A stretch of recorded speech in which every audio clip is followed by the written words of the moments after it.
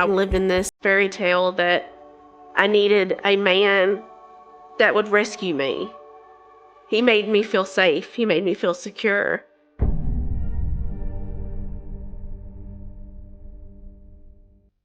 But my station in life was to be a housewife, a mother, and a maid. I said, God, if you could make a way for me to escape right now, I'll never look back. I swear to you.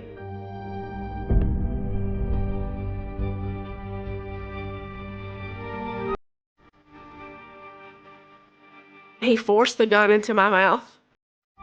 And he got really close to me, his mouth to my ear. And he said, do you see the evil in my eyes?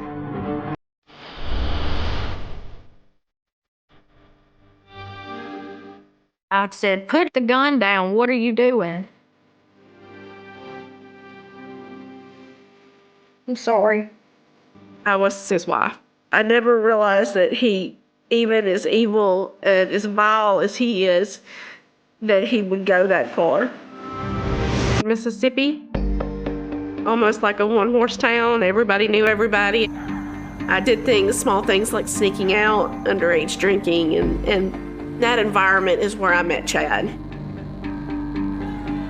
When I first met him, the first thing that I noticed about him was his outgoing personality.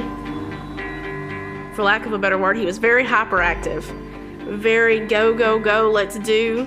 And he was also very attractive.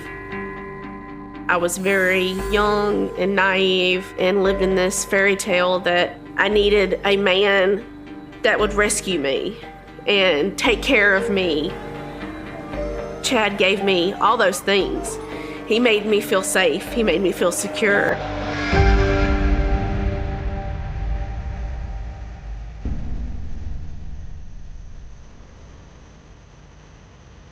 Our relationship moved so fast.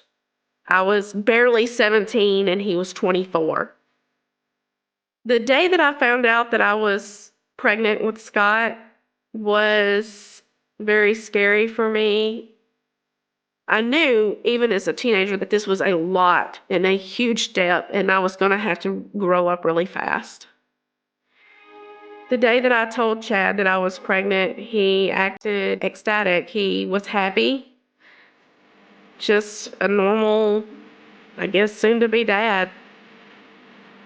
He started being more aggressive in his plans to find us a home to live in. I thought that that would give us time to just really become the family that I thought that we could be. We ended up renting a home from his older brother in the middle of nowhere, down a long dirt country road in the middle of the woods.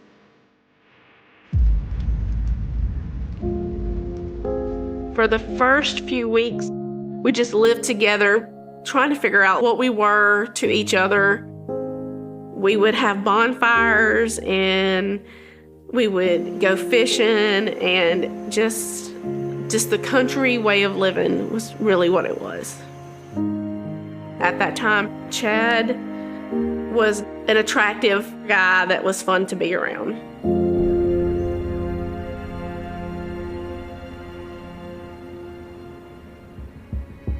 Early on in my pregnancy, there was a shift in the way Chad treated me. He started isolating me more. He slowly alienated me from family. Being an outdoorsy, tomboy, country girl, I had a lot of male friends. If I was allowed to be around him, he had to be in my presence, and it was very few and far between. And his jealousy towards those male friends fractured a lot of those friendships for a long time.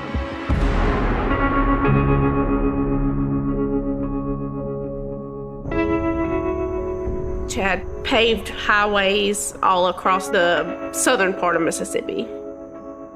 He sometimes would be gone 5 days a week. I mainly would see him on the weekends. While he was gone, I was still isolated in the home that we lived in. He made sure of that because he would unplug the landline and take it with him to work. He would also take the only vehicle that we had and the cell phone with him. I was pregnant. I was terrified to be alone there in the middle of nowhere without a way to go or a way to communicate with anyone. One day he came home that weekend from working out of town, immediately jumps in the shower. You know, that was an immediate red flag for me. It's like, why, before he even touches me, does he have to get in the shower? And then I just decided to go through the cell phone, and I noticed there was incoming and outgoing calls to the same number that wasn't saved in his phone, and that he was talking to him for an hour or two at a time. So I ended up writing down that phone number and then calling from the house phone. And the lady informed me that they had been having an affair for about 6 months. Did you think you could confront him about it? I always had problems with self-esteem from a very early age. With Chad and with a lot of abusers, what they do is they break down your self-esteem and your self-confidence and make you feel like there's no way that you could survive without them.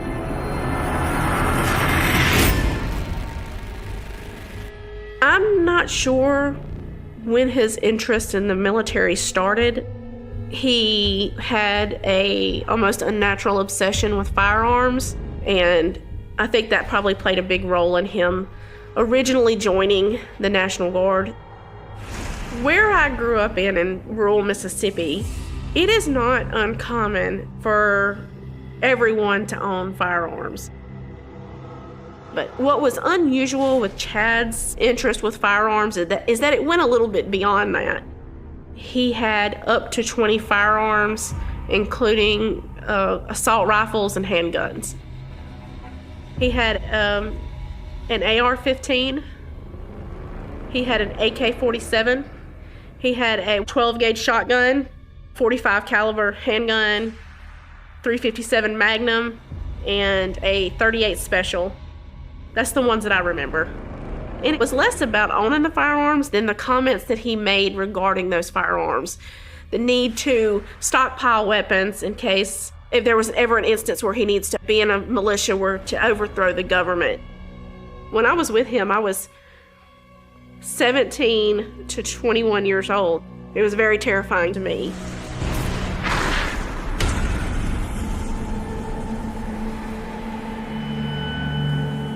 There was an instance where we were driving down a back road in the middle of the woods. I remember it being a really hot day.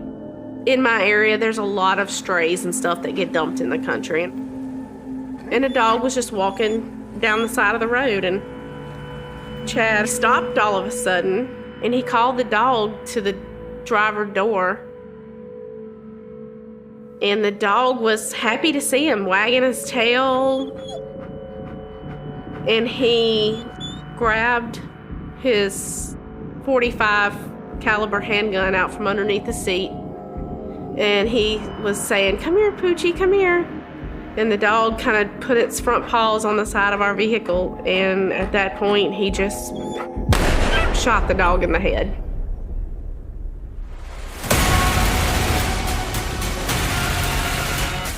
To see someone be so evil towards animals was something I had never witnessed before in my life, and it traumatized me, it scared me, and I think it was to let me know that he's capable of doing some pretty horrible things if I didn't get in line.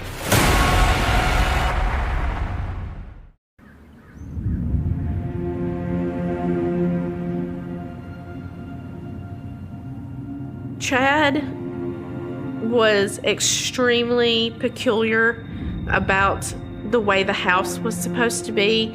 He made it obviously clear that what my station in life was to be a housewife, a mother, and a maid. It was a compulsive. It was obsessive. He would want things lined up a certain way. All of the vegetables in the cabinets, they all had to be grouped together. The corn together, green beans together, all the labels facing a certain way. It all had to be lined in a uniform, straight manner. Usually when I knew that he was heading in for the weekend, I would spend that whole day before scrubbing with Q-tips, toothbrushes, just getting everything right.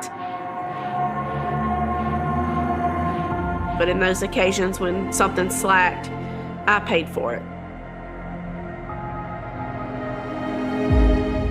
Dirt on the floor could cause him to empty out and dump out dressers and tear clothes out of closets and flip mattresses off of beds, swipe clean dishes off surfaces. There was instances where his nose would almost touch my nose. To look into his face, it looked sometimes like he was looking straight through me. Like he wasn't even looking at me, he was looking straight through to something else, and his eyes almost became black. And as time went on, the violent aspect of our relationship really got more intense. The first time that Chad ever laid hands on me was about 6 weeks after I found out that I was pregnant. I went into the bedroom, into a dresser, and he was sleeping because he was working the night shift. And the drawer squeaked. And it woke him up.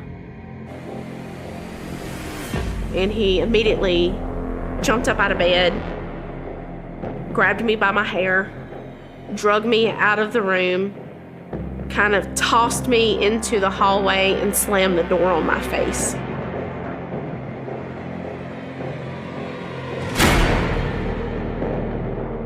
I was shocked. I didn't know what had just happened. I was confused. I was scared. My heart was racing. I didn't know what to do. And I just stood there dumbfounded. And then after a few minutes, he came out and he wrapped his arms around me from behind and just said that he was sorry, that he had never done anything like that before to someone, and that he was probably half asleep when he done it, and that it would never happen again. At the time, I believed him. You know, I woke him up. He's tired. He works. He provides for me. And I was so inconsiderate to go in there and wake him up.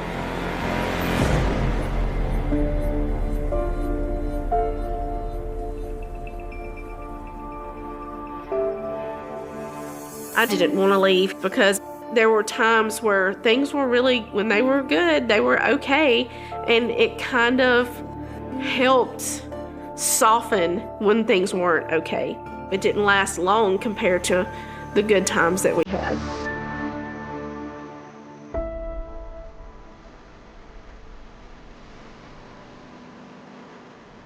Scott was born on January 9th, 1998. I was 18 years old, and I instantly fell in love with him. From the moment he took his first breath, he was a ball of energy. Things were really good for a little while after that. There are times where we got along great, and we laughed and we loved, and he would shower me with compliments and gifts and love. So for a little while after Scott was born, he kind of helped us have better times and make good memories of him when he was a newborn. It was calm, and there were no violent instances where he hurt me.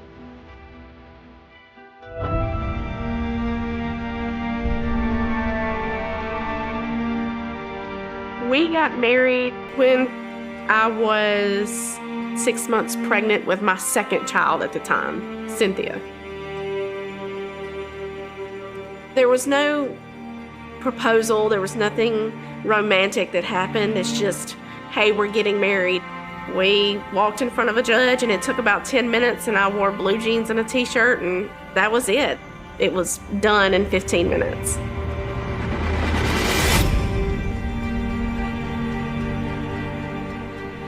After what I would call a honeymoon break, we would just eventually circle back around.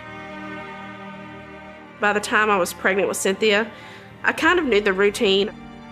He would be angry, he would become violent, he would become remorseful, and you could see a pattern forming. I lost all my friends, and my family were disappointed in me and did not like him. It made it really hard to have a relationship with them.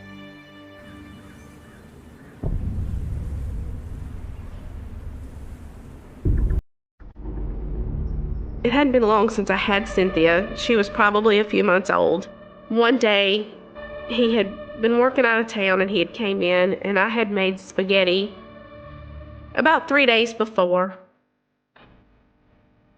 And he made the comment, "Why is this still in here?"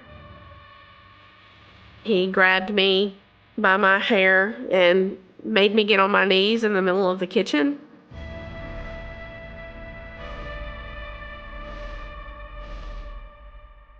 And he set the pot of spaghetti in front of me. And he started scooping handfuls of spaghetti out and force feeding me.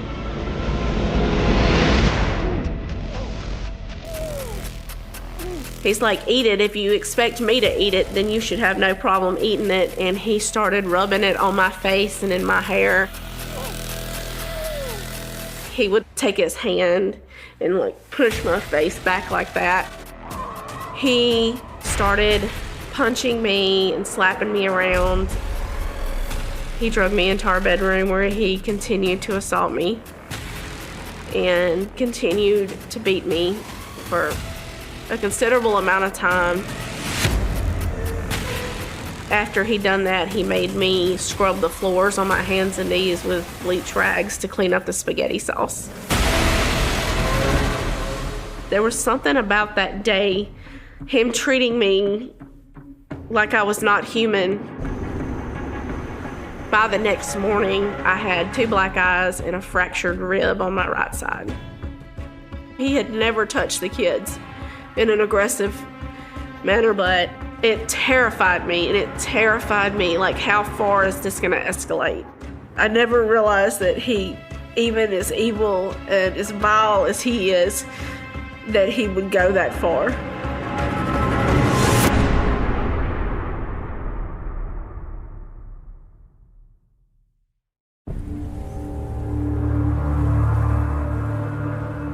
When Chad left for work, I got my children dressed and myself dressed, and I walked to the nearest neighbor where I could use their phone. I called my family, and they said that I would need to press charges on him. He beat me pretty bad, so I pressed charges on him. He was arrested and booked, and once he went to court, the judge had an agreement with his lawyer that he would seek psychiatric help in a inpatient facility and start medication. After he was released from the psychiatric facility, I was very much on guard. But over time, I felt like I saw a difference in him and that the therapy and medication was working. I didn't know not to believe him. It all goes down to him spinning it around to make it somehow seem my fault. A few months later, I became pregnant with Joe, my last child. At that point, I had 3 children by him in 3 years. And I realized that how was I ever going to escape this relationship if I kept having children by this man? And unbeknownst to him, it was absolutely a big risk, and I was terrified the whole time. I went behind his back and had my tubes tied while he was out of town one week.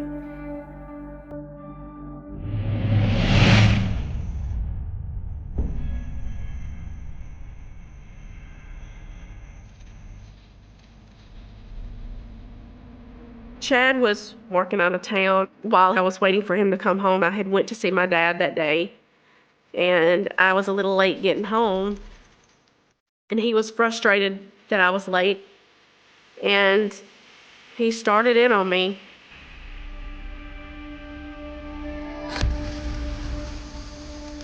Scott at the time was 3, and Scott ran into the living room as he was beating me and tried to separate us and tried to get in between us. And at that time, Chad picked him up, threw him onto the couch, and slapped him across the back so hard that it left a handprint. He always kept a handgun in the nightstand, and it always stayed loaded. And he laid me across the bed, and he straddled me with his knees on each side of my shoulders, and he told me to open up my mouth. And he forced the gun into my mouth. And he got really close to me, his mouth to my ear, and he said, "Do you see the evil in my eyes?"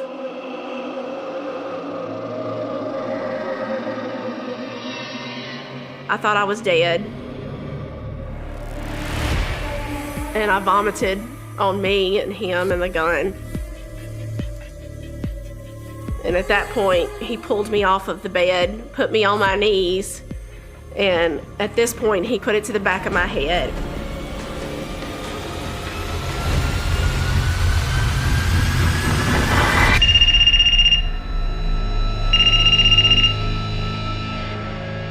It was like a switch. He went from this aggressive, crazy, evil mindset to talking normally on the phone, setting up arrangements. And he said, "Get in the vehicle. We're going, get the kids up, get a towel for your face. And if you let anyone see your face, I will kill you when we get home. I will promise you that I will kill you." I had always made a promise to myself. I said, he can hurt me as much as he wants, but the first time he ever puts a hand on my children, I will be gone. And so I got the kids into the van. He drove to the house, and I just prayed the whole way there. I just said, "God, make a way for me to escape right now. I'll never look back. I swear to you."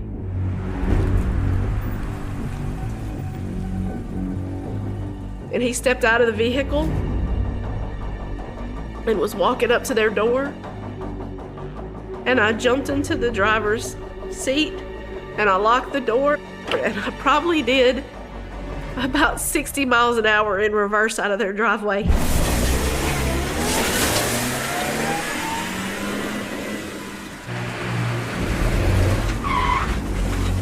And when I went to put it in drive to go forward, he had run across their small yard and jumped in front of the vehicle. And he was mouthing, "I'm gonna kill you." And I just closed my eyes and I pressed the gas. He could do whatever he wanted to me, and I would put up with it. I always said he'll never hurt my kids. But I always had this knot in my stomach that something was going to happen.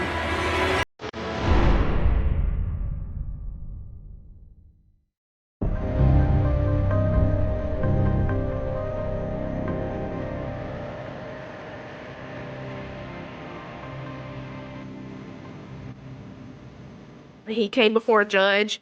Chad would know exactly what to do.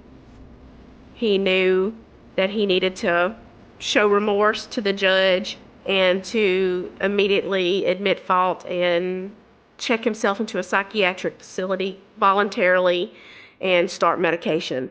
And that way it looked like he was sincere in getting help and that he was wanting to change. And I knew that wasn't true. he started the divorce proceedings the next month. And that's where the fight for custody began. And he said, if you don't do exactly what I tell you to do within the divorce proceedings, then I'll take the kids and you'll never see them again. Sorry.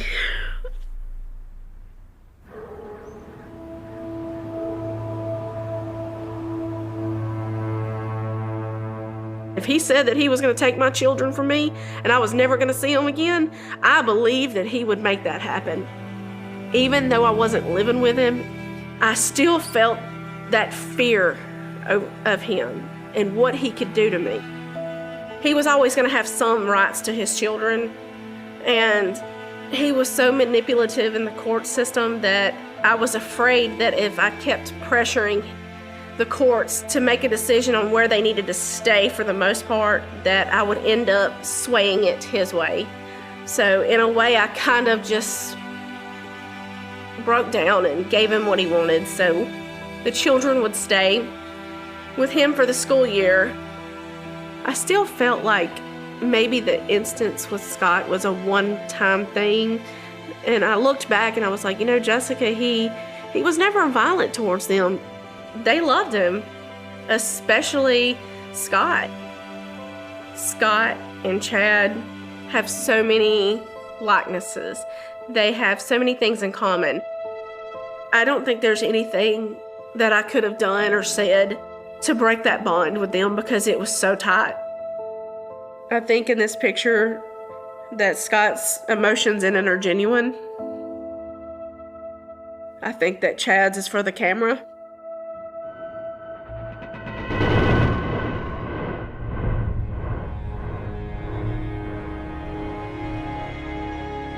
This is Scott. He loved to dress up in his dad's Army gear. It's one of my favorite pictures.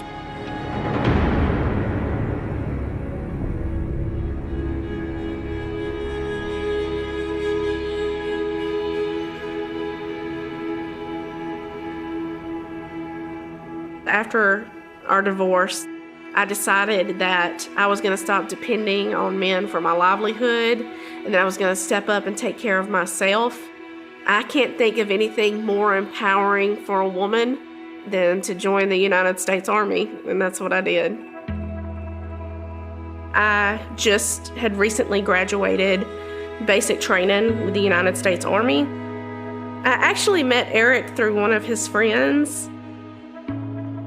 January 1st of 2007, a friend of mine had gone to a New Year's Eve party. I was on duty that night. The following afternoon, he called me and said, "Hey, I met a girl. Will you come with me? She has a friend." We kind of hit it off, and we liked each other a lot. It got serious pretty quickly. When the kids first met Eric, Scott was 10, Cynthia was 9, and Joe was 8. We went to the beach when I played catch on the beach, and their dad had never done that with them. The kids throughout the years have gone back and forth from dad to us. The teenage years in particular were a little bit difficult. Their love for their father and what he was constantly telling them was kind of against all the rules and expectations that we were trying to set in our house. We had his father telling Scott that he didn't have to listen to me. And that caused kind of a rift. So Scott, he was very outgoing, and he lived the kind of life where he didn't care who was looking. He was the guy that everybody invited to the party because he was going to bring it.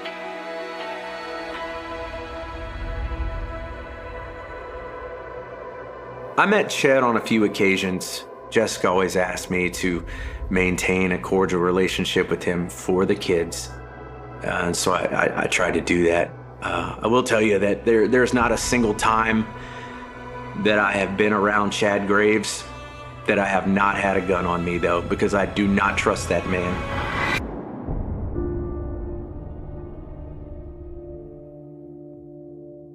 We actually met in the 7th or 6th grade, but when we got to high school, we kind of went our separate ways until he contacted me on Facebook. He's very, very charming. He would open the car door for me. helped me put my seatbelt on, just very, very gentlemanlike. I was aware Chad was on medication.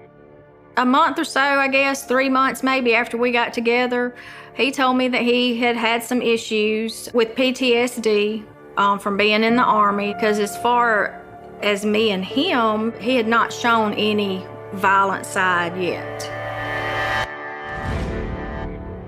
Chad would tell me and Scott about some of the things he'd done in the military.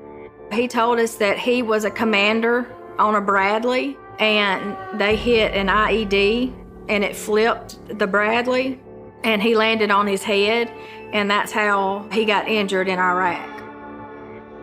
I believe Scott was 16 years old when I met him. Scott was very, very loyal to his daddy. It didn't matter what Chad done to him, he would always forgive him and hug him and tell his daddy that he loved him. No matter what Chad did, he always forgave him.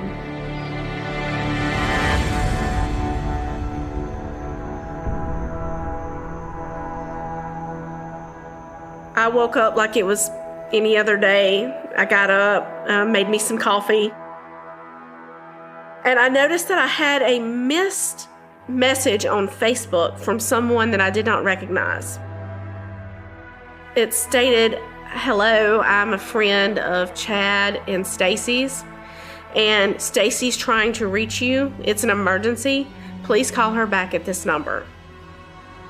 And so immediately my first thought was, they've probably got into an argument and they fought. So I called, and as soon as Stacy answered the phone, I couldn't understand her. She was screaming and crying and saying over and over that he killed him.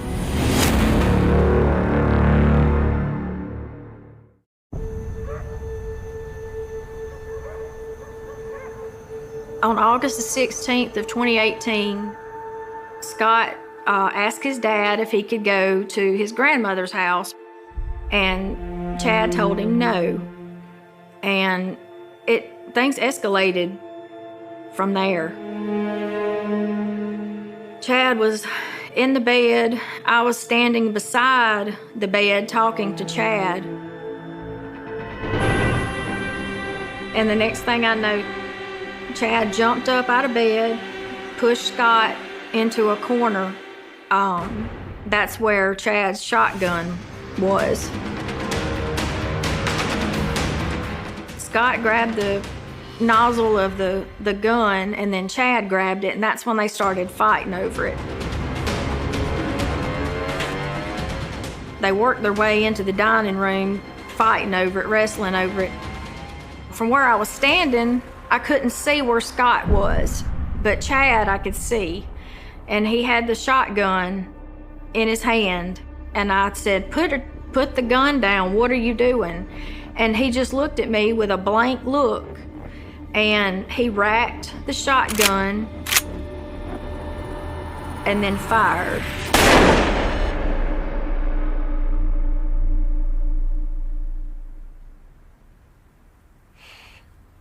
I'm sorry. I come running out of the bedroom to get to Scott, and Chad got in front of me and told me, "Don't look at him, don't touch him, call 911. I was in such shock.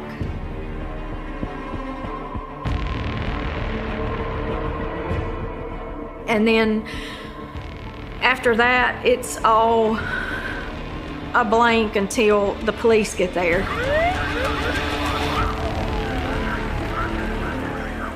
The police took me out in the breezeway of the apartment. I'm in my pajamas, no shoes. Chad was to the left of me, and I remember them arresting and handcuffing him. But they took me to a police car. It's pouring rain this night. From there, he goes to the VA, to the mental hospital.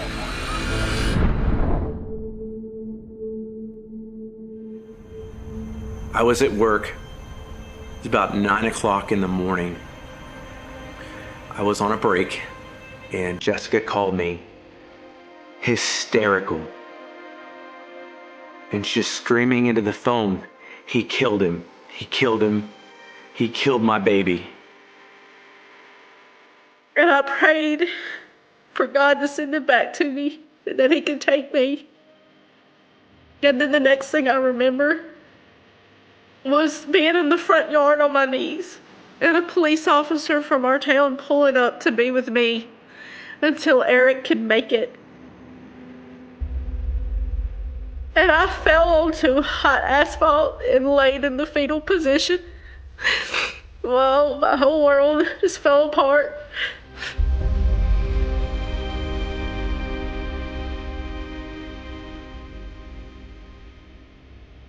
I immediately knew there was no way that it was self-defense because I know my son and I know what kind of heart he had. And I know how evil Chad was. And I knew that he would say whatever he needed to try to get out of trouble.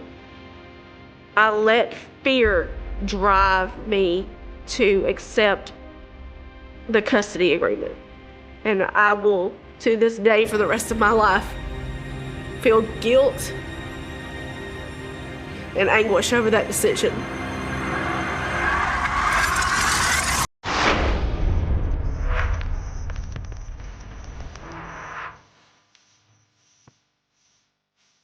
They looked at all the evidence.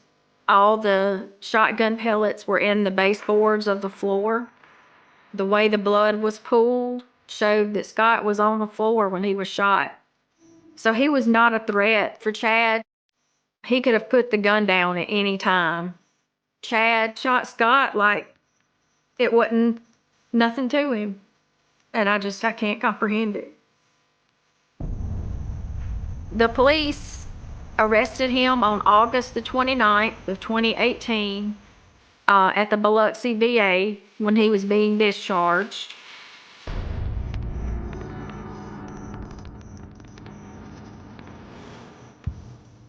With Chad being manipulative, he found this perfect opportunity to say, hey, I have PTSD. But anybody that knew Chad before he deployed knew that this behavior didn't come around because of PTSD. Because he was abusing people and being violent way before he ever saw combat. In which we later found out he, in fact, never saw combat. People don't realize that not every job that you do in the military puts you in harm's way or puts you in a combat situation. I contacted several of his Army buddies, and they told me early on in his deployment, he was deemed a liability because of a negligent discharge. They pulled him off of the front lines and put him behind a computer.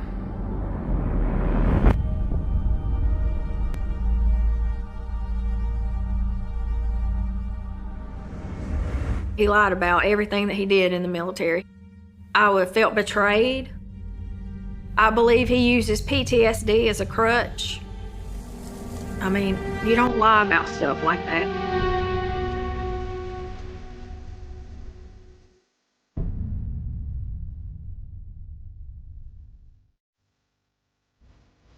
When I saw him walk in, I was shocked at his appearance, his age, rightfully so, being in jail for the last 3 years. I saw very little remorse. They told me I could have a few moments to speak, and I took 6 minutes to give my victim's impact statement. Part of this grief journey is to watch my other children grow up and have to deal with the loss of their brother. I looked him in the face, and there was no expression, except for the fact when I said, Scott was the only child that loved you unconditionally and forgave you for everything you ever did to him. And at that point, he shook his head yes. And then they asked him if he wanted to speak, and he said no. And then they sentenced him.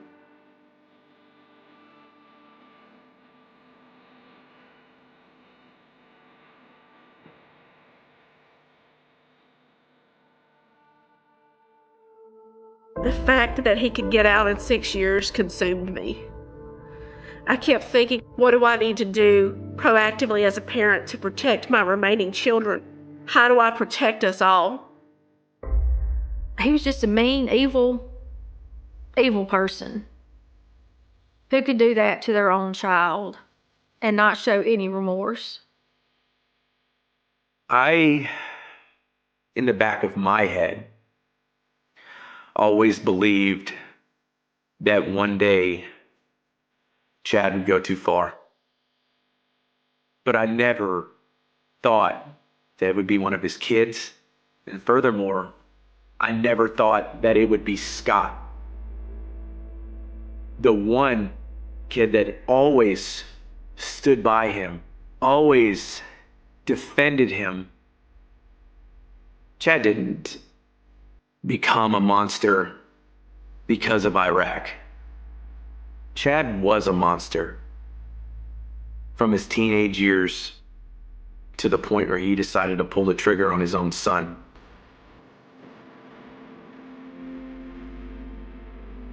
For a long time, I felt like a piece of me died. I got justice for it to some degree. I was honored to be his mother.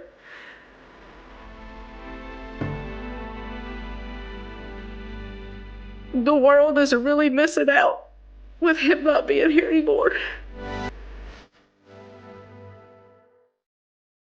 The night it began, no one thought it would last 20 years, because nothing about that evening looked historic. Nothing about it felt like the opening line of a cold case. It felt ordinary in the way danger often does, quiet, unannounced, slipping into a place where people had stopped locking their doors, where porch lights burned more out of habit than fear, and where the idea of disappearance still belonged to distant cities and late-night news. Not here, not in this stretch of Texas where the highways ran straight and the nights seemed endless. It was just after dusk when the call came in. A single vehicle parked crooked on the shoulder of Farm Road 214, engine cold, driver's door half open, headlights still on, washing pale light over the weeds and dust.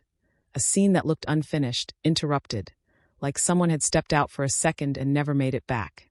When deputies arrived, they found a purse on the passenger seat, phone inside, keys still in the ignition, wallet untouched, cash folded neatly, no sign of struggle, no blood, no broken glass, nothing loud enough to explain why the driver had vanished into the dark.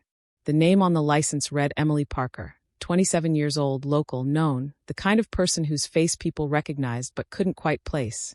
A waitress at a family diner off the interstate. A regular life, predictable routes, familiar habits. That was the first shock, how clean it was, how silent, because disappearances are supposed to leave noise behind. Torn clothing, skid marks, witnesses arguing over what they saw. But this one left only absence, and absence has a way of spreading fast. By morning, the word missing had turned into mysterious, and by afternoon it had hardened into something heavier, something colder, a phrase that clung to every headline and police briefing. Texas 2003 cold case in the making, whispered before anyone wanted to say it out loud. Search teams combed the fields, helicopters traced the tree lines, dogs followed a scent that dissolved into nothing along the road, as if Emily had simply evaporated, and the community watched from behind police tape, stunned, uneasy, replaying the same question over and over. How does someone disappear without leaving a mark? Friends described her routine with mechanical precision. She left work at 10:17 p.m. She always drove home. She never pulled over for strangers. She never took rides. She never vanished.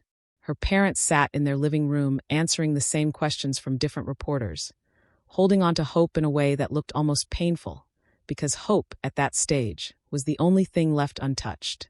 Investigators started where they always do, last known contacts, co-workers, ex-boyfriends, the familiar circle of suspicion that tightens quickly in small towns. But every interview collapsed into the same dead end, alibis that checked out, timelines that didn't crack, nothing that explained why a woman would stop her car on an empty road at night. Theories multiplied anyway, because silence invites imagination. A roadside breakdown, a good Samaritan, a passing truck, a predator who knew exactly how long it would take for someone to notice. Each theory felt possible, and that was the problem. None of them stood out enough to hold on to. Days turned into weeks, and then the tone changed. The searches slowed, the briefings shortened, the yellow tape came down, and the words everyone dreaded finally surfaced without hesitation: cold case, spoken carefully, professionally, as if temperature alone could describe the weight settling over the town. Emily Parker was no longer just missing. She was unresolved, and unresolved cases have a way of haunting places long after the sirens fade. Her photo stayed taped to windows, gas pumps, diner doors, the same smile staring back year after year, growing older in people's memories while the face on the paper stayed young. Behind closed doors, detectives wrestled with fragments: a neighbor who thought they heard a car door slam, a trucker who remembered headlights slowing down, a blurry camera at a closed gas station miles away that showed nothing more than light and shadow, not enough to testify to anything.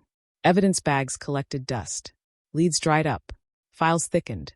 The case slid into the long sleep that defines a cold case, not dead, not alive, suspended, waiting for something to disturb it. Years passed. New detectives inherited old boxes. Technology advanced. DNA databases grew, but there was nothing to compare: no body, no weapon, no biological trace, just a disappearance frozen in time. The road where Emily vanished was repaved. The diner changed owners. People stopped bringing it up unless prompted, because some questions feel dangerous to ask too often, like they might pull something dark back into the open. Still, the case lingered, a quiet unease, a reminder that even familiar roads can turn hostile without warning. Then, nearly 2 decades later, on a stretch of highway hundreds of miles away, a routine traffic stop cracked the silence. It was supposed to be forgettable, a late-night stop for a broken taillight, the kind officers barely remember by the end of a shift. The driver complied, hands visible, polite, calm, a man in his 40s with no outstanding warrants, no immediate red flags, just another face illuminated by flashing lights. But routine stops have a way of becoming something else when one detail doesn't fit, when a question lingers too long, when a name triggers a faint recognition buried deep in an old system. The vehicle was searched. Inside, officers found items that didn't belong to the present moment, things that felt out of place, carefully kept, almost preserved, and when the man was asked about them, his answers came too quickly, too rehearsed, the kind of calm that doesn't relax anyone who's seen it before. A supervisor was called, then another. A database was checked, cross-referenced, names pulled from archives that hadn't been touched in years. One of those names was Emily Parker. The connection wasn't obvious at first, not the kind that leaps off a screen, but once it was there, it refused to let go. The man's timeline intersected with Texas in 2003. His job had put him on the road, long drives, irregular hours, the perfect cover for someone who moved unnoticed through the night. Old traffic citations placed him within miles of Farm Road 214 around the time Emily vanished.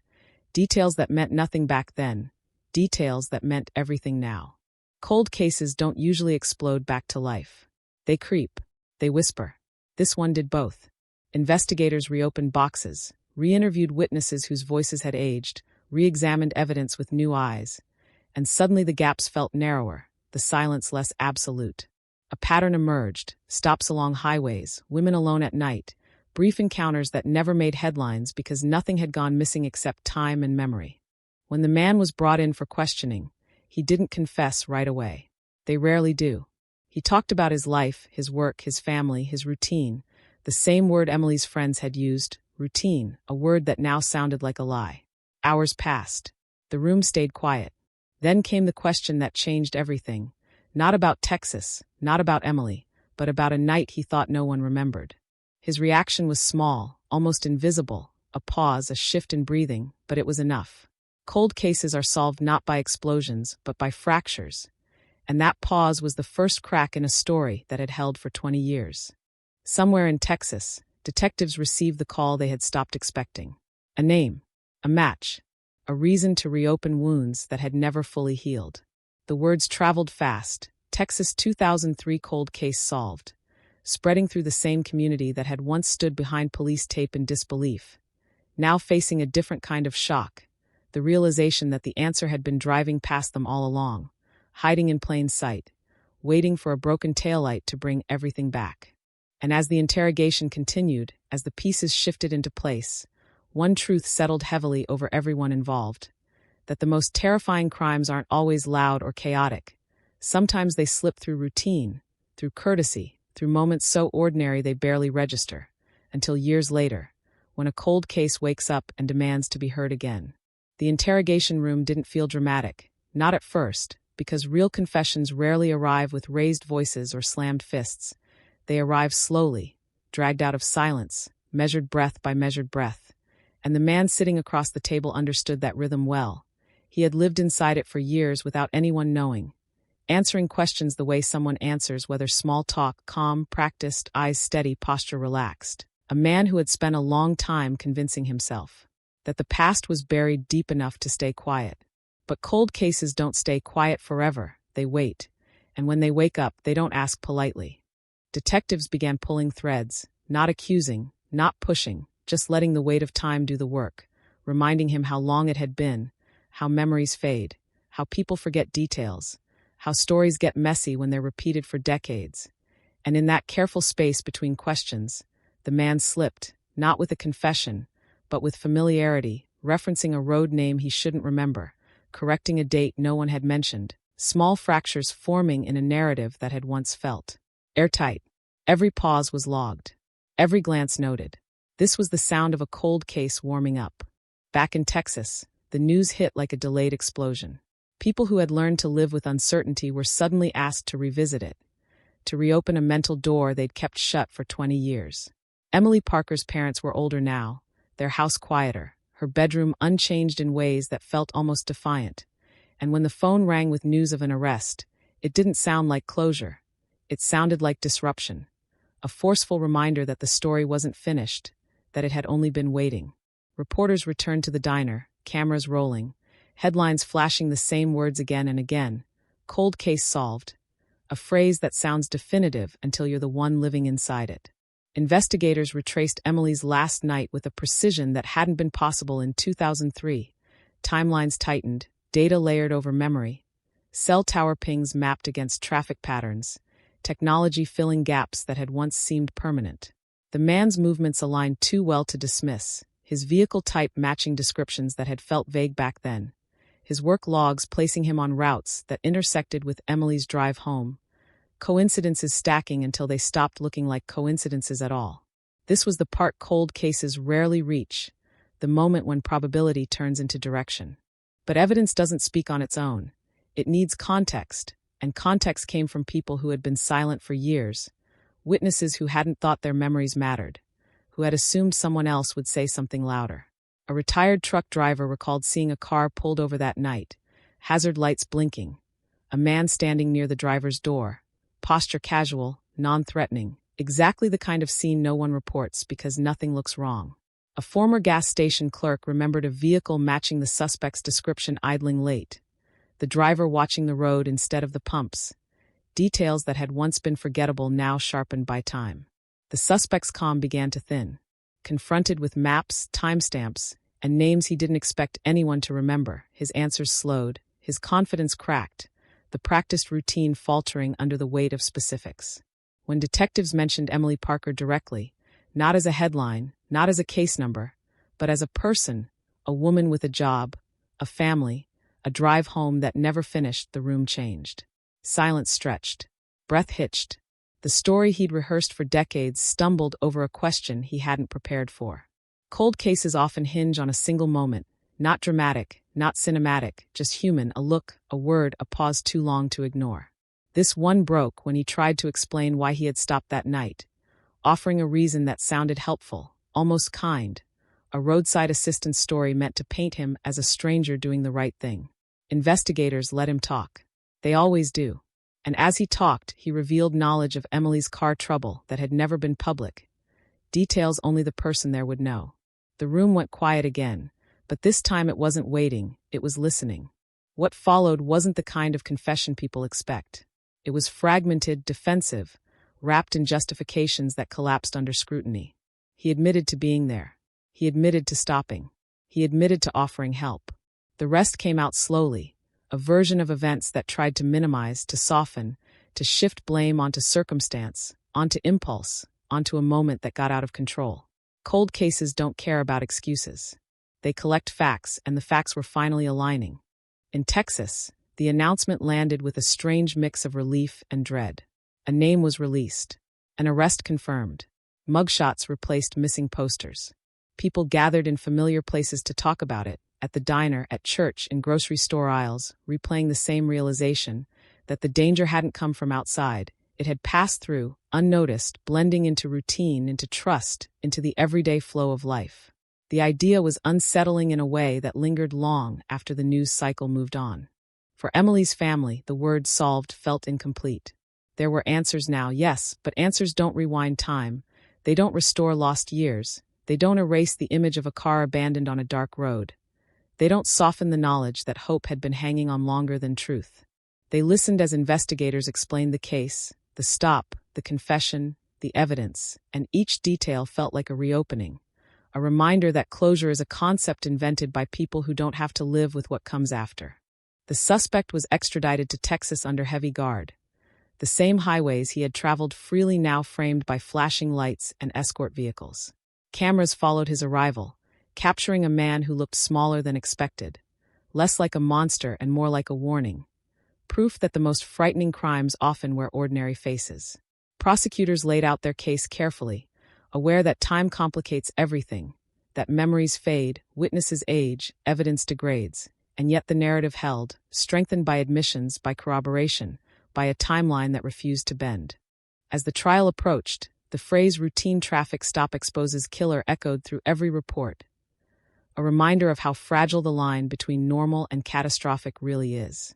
One broken taillight had done what decades of searching couldn't. It had forced the past into the present, dragged a cold case into the light, and reminded everyone listening that justice doesn't always arrive quickly. But when it does, it arrives with a weight that's impossible to ignore. And still, even with an arrest, even with a confession, the case carried shadows. Some questions remained unanswered, details lost to time, moments that only one person could fully explain. Cold cases rarely give everything back. They return pieces, enough to change a story, enough to reshape a community's memory, but never enough to make it whole.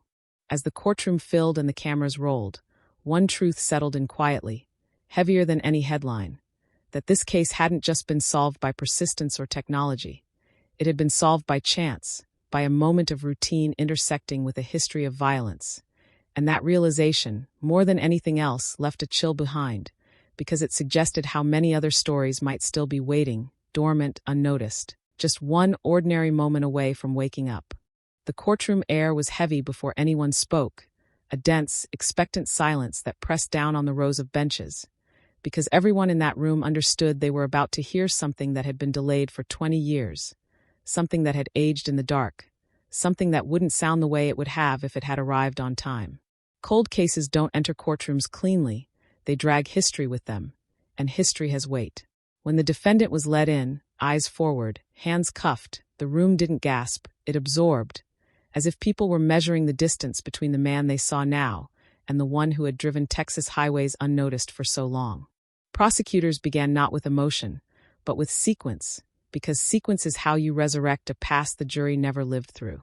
They spoke of a night in 2003, of a woman driving home after work, of a road that felt safe because it always had been, of a vehicle stopped where it shouldn't have been, of a second car pulling in behind it, hazard lights flashing, a moment that looked like help. Each detail was delivered with care, anchored to evidence, to witness recollections, to data that hadn't existed back then but existed now, technology stitching together what memory alone could not hold.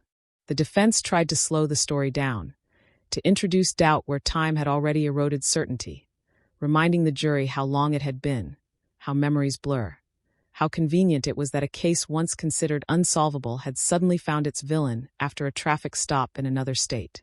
They spoke of coincidence, of confirmation bias, of investigators eager to close a file that had haunted them for decades. But cold cases don't survive on eagerness alone.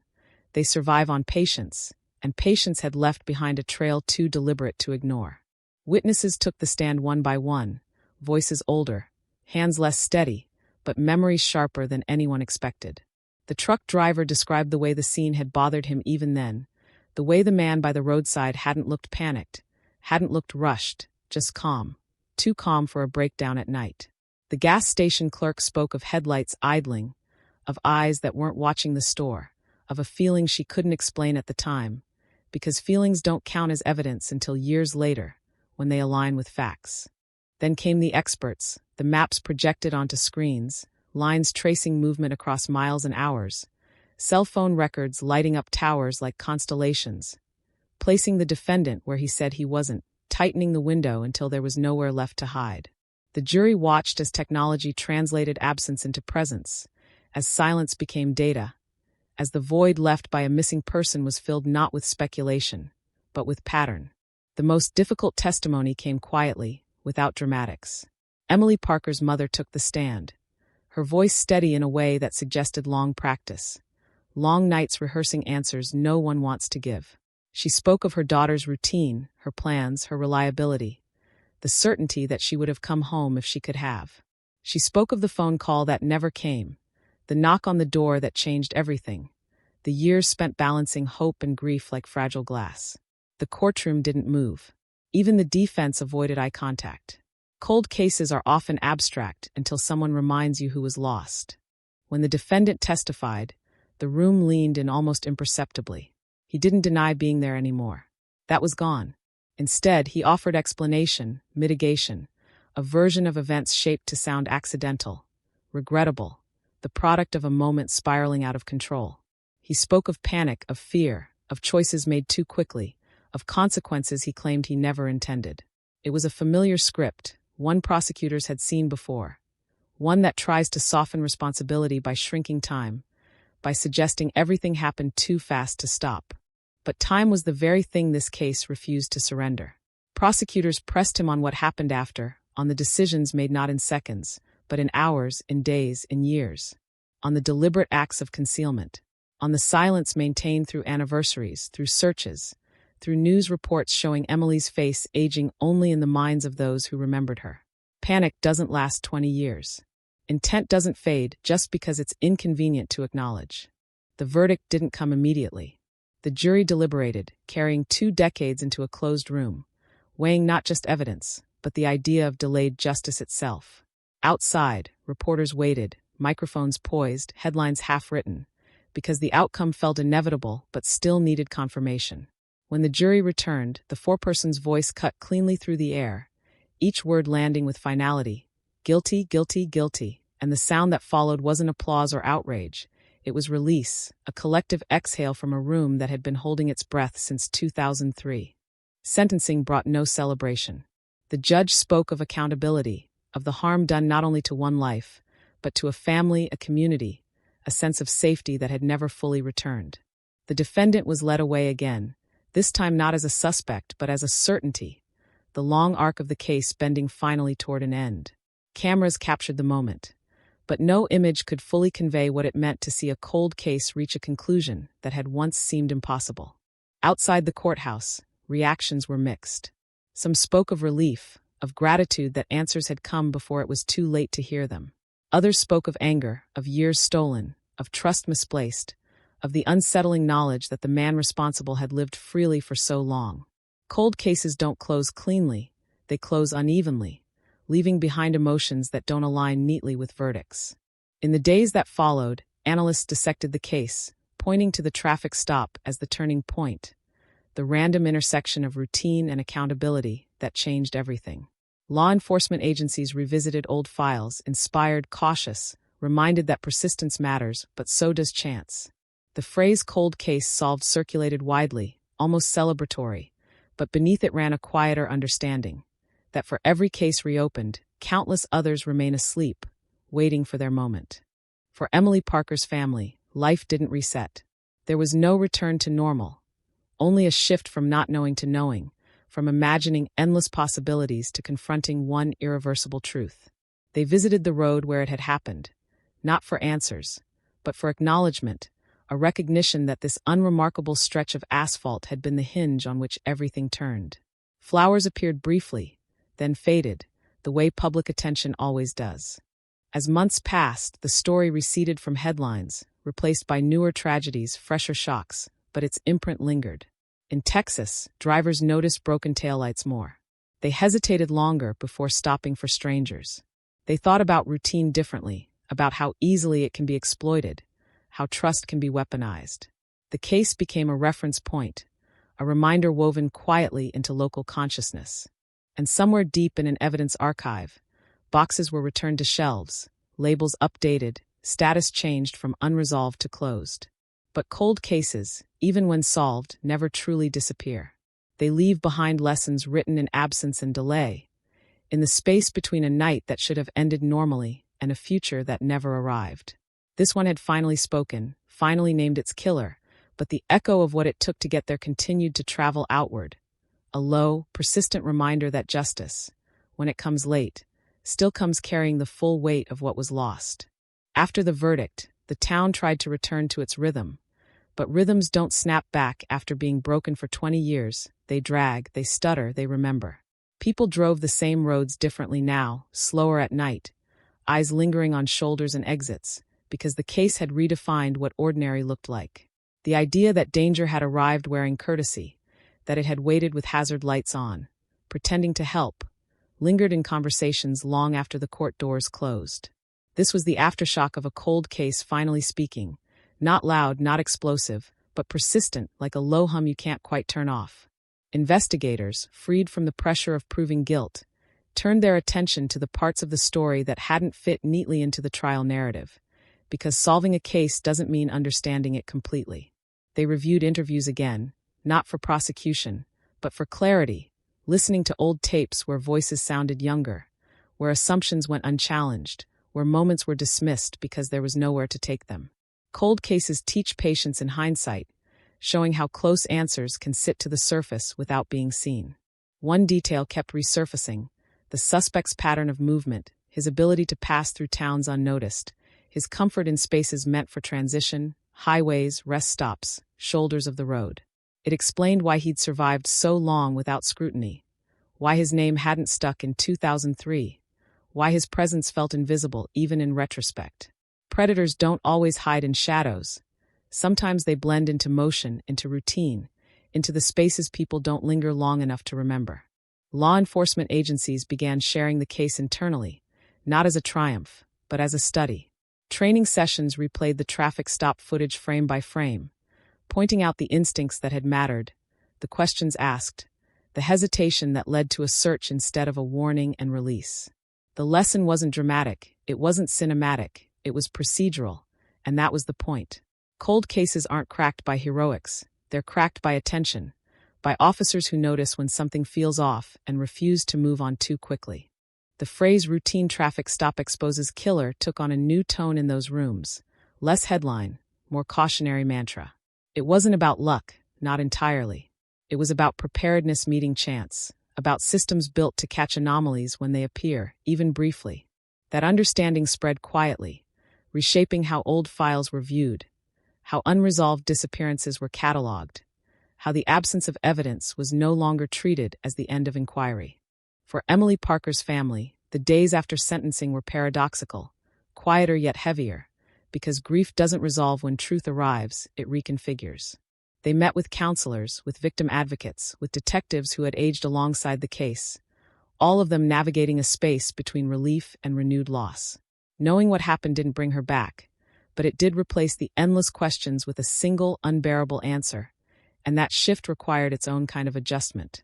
They spoke publicly once, briefly, standing behind microphones with the steadiness of people who had learned how to survive being watched. They thanked the officers who hadn't forgotten, the witnesses who had come forward late, the strangers who had remembered Emily's face even when the posters faded. Then they stepped back, choosing privacy over prolonged attention, because some stories aren't meant to be lived out in headlines forever. In the community, conversations turned reflective. People revisited their own memories of 2003, where they'd been, what they'd been doing when the news broke, how they'd felt when the search ended without answers. The case had become a shared reference point, a collective before and after that marked the town's timeline.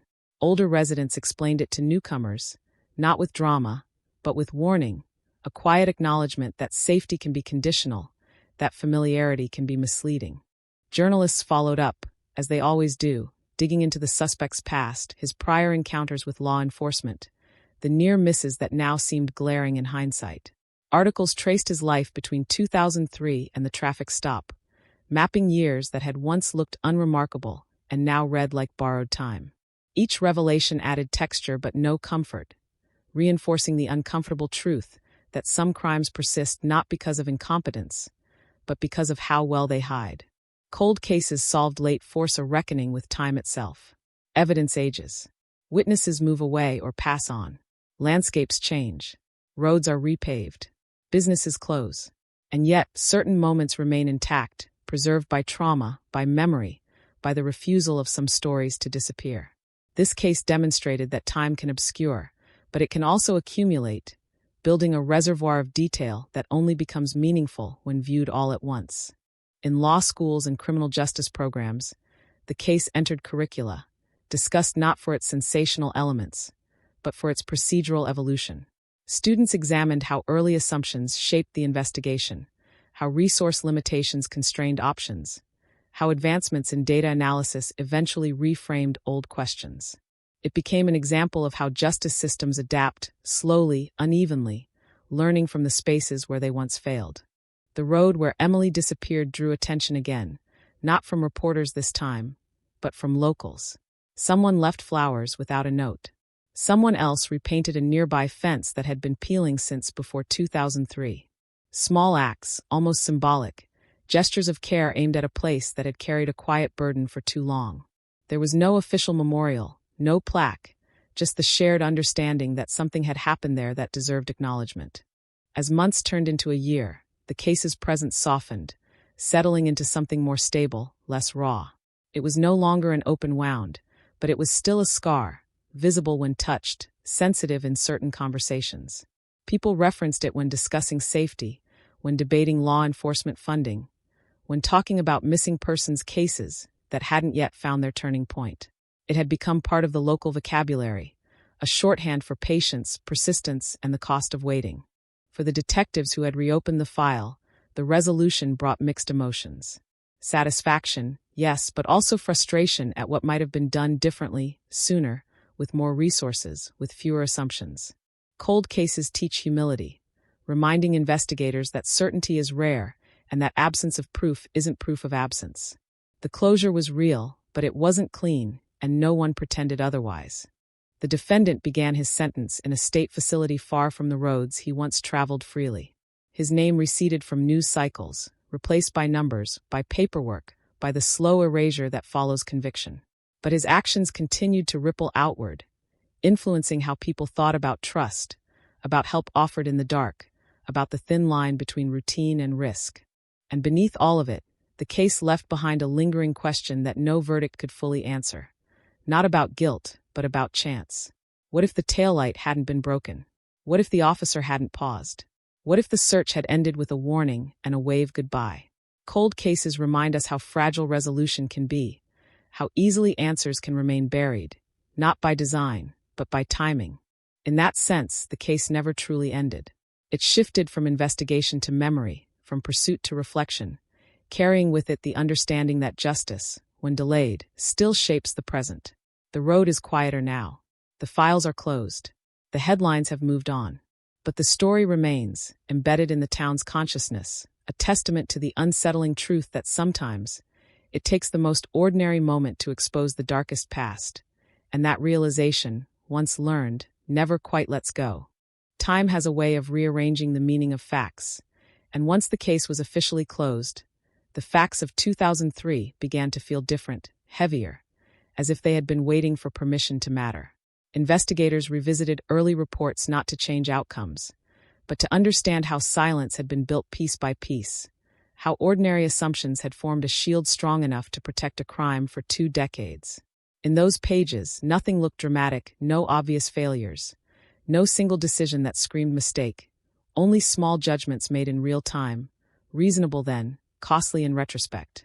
The first responding officers had documented exactly what they saw: a car, a purse, keys, no signs of violence, a scene that resisted urgency because it didn't demand it.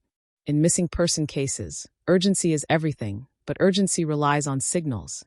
And this disappearance had been almost polite, leaving behind order instead of chaos. That detail haunted investigators now, the idea that calm can be misleading, that the absence of damage can be the most effective disguise. Training manuals would later reference this case when discussing clean disappearances, scenarios where the lack of evidence delays momentum, allowing crucial hours to slip away. Back then, though, no one used that language. They spoke in probabilities, in resources, in the quiet confidence that answers would surface once people started talking. But people didn't talk, not because they didn't care, but because they didn't know they mattered. Witness psychology experts weighed in after the trial, explaining how normalcy suppresses alarm, how scenes that fit everyday patterns rarely trigger reports. A car stopped on the shoulder, a man offering help, hazard lights blinking, each element individually harmless, collectively invisible. The suspect understood that, whether consciously or instinctively, and exploited it with precision. Predators who survive long enough learn the contours of trust, learn how to step inside it without disturbing its shape. The case also reopened conversations about the burden placed on families of the missing, the expectation that they advocate endlessly, that they remember details others forget, that they keep pressure alive long after public interest fades. Emily Parker's parents had done that work quietly, attending every anniversary vigil, answering every call, repeating their story until it felt less like memory and more like obligation. Their persistence hadn't solved the case, but it had kept it from disappearing entirely, and that distinction mattered more now than ever. In private moments, they spoke about the strange duality of resolution, how knowing what happened brought clarity but also sharpened grief, replacing ambiguity with something heavier, more permanent. Uncertainty had allowed imagination to roam, to hope, to bargain. Certainty offered no such escape. It demanded acceptance, and acceptance came with a finality that felt, at times, harsher than not knowing. Community leaders organized forums after the case closed, inviting residents to talk openly about how the disappearance and its resolution had affected them. People shared stories they'd never voiced publicly, memories of locking doors for the first time, of watching their children more closely, of feeling a quiet anxiety settle in after sunset. Others admitted they'd stopped thinking about it altogether, not out of indifference but self-preservation. Cold cases linger in the background, and living alongside them requires a kind of emotional compartmentalization. Law enforcement representatives spoke at those gatherings too, addressing questions that had circulated for years, explaining investigative constraints, acknowledging limitations without defensiveness. Transparency became a theme, recognition that trust between agencies and communities depends not on perfection, but on honesty about what can and can't be known at any given moment. The case had exposed gaps, but it had also shown the value of revisiting those gaps with humility rather than denial. Nationally, the story took on a broader life, referenced in discussions about unsolved cases across the country. Podcasts dissected it. Documentaries reconstructed timelines. Analysts debated whether it represented a triumph of modern policing or an indictment of past practices. The answer, inevitably, was both. Cold cases solved late occupy that uncomfortable middle ground, where success and failure coexist, where relief doesn't erase regret. The traffic stop itself became almost mythologized, reduced in headlines to a single decisive moment, but officers involved were quick to demystify it. They described it not as luck, but as a convergence, training meeting instinct, procedure meeting curiosity. The officer hadn't known he was stopping a man tied to a 2003 disappearance. He'd only known something felt slightly wrong, that answers didn't quite line up, that the situation deserved another look. That distinction mattered, because it reframed resolution as process rather than miracle. In classrooms and briefings, instructors emphasized that point, warning against waiting for cinematic breakthroughs. Cold cases are rarely solved by dramatic confessions or sudden revelations. They unravel when ordinary systems function as intended, when small anomalies are pursued instead of dismissed. The lesson resonated because it was accessible, achievable, a reminder that vigilance doesn't require heroics, only consistency. The defendant's appeals moved slowly through the system, procedural echoes of a crime that refused to fade quietly. Each filing briefly revived public attention, forcing families and investigators to revisit details they'd hoped to set aside. The courts affirmed the conviction, citing overwhelming evidence, admissions, corroboration. Still, The process underscored how long the legal shadow of a cold case can stretch, extending far beyond verdicts and sentences. Meanwhile, other families with missing loved ones watched closely, reading between the lines, wondering if their own stories might one day find a similar turning point. For some, the case offered hope. For others, it intensified frustration, highlighting disparities in resources, in attention, in the likelihood of resolution. Cold cases form an invisible network, connected less by facts than by waiting, and every solved case reverberates through that network in complex ways. Back on Farm Road 214, traffic flowed as it always had, trucks rumbling past, headlights slicing through the dark. The shoulder where Emily's car had been found looked unremarkable again, reclaimed by weeds and dust. No marker indicated what had happened there. No sign warned drivers of the history beneath their tires. And yet, for those who knew, the place carried weight, a silent reminder that significance doesn't announce itself, that life-altering events can unfold in spaces that appear entirely ordinary. Investigators sometimes returned there alone, standing briefly before leaving again, not to search, but to acknowledge.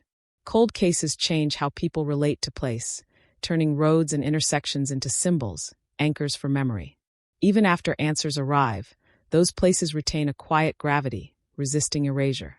As years passed beyond the resolution, the case settled into a different category, no longer active, no longer speculative, but instructive.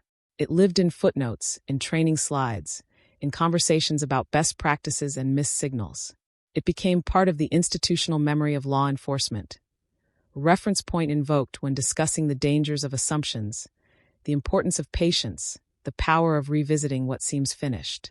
For Emily Parker, the narrative had finally stabilized, her story no longer suspended between possibilities, no longer rewritten with each rumor or tip. She was remembered now not just as a missing person, but as a victim whose case had spoken, whose disappearance had eventually forced truth into the open. That distinction mattered to those who loved her, offering a framework for remembrance that didn't revolve solely around loss.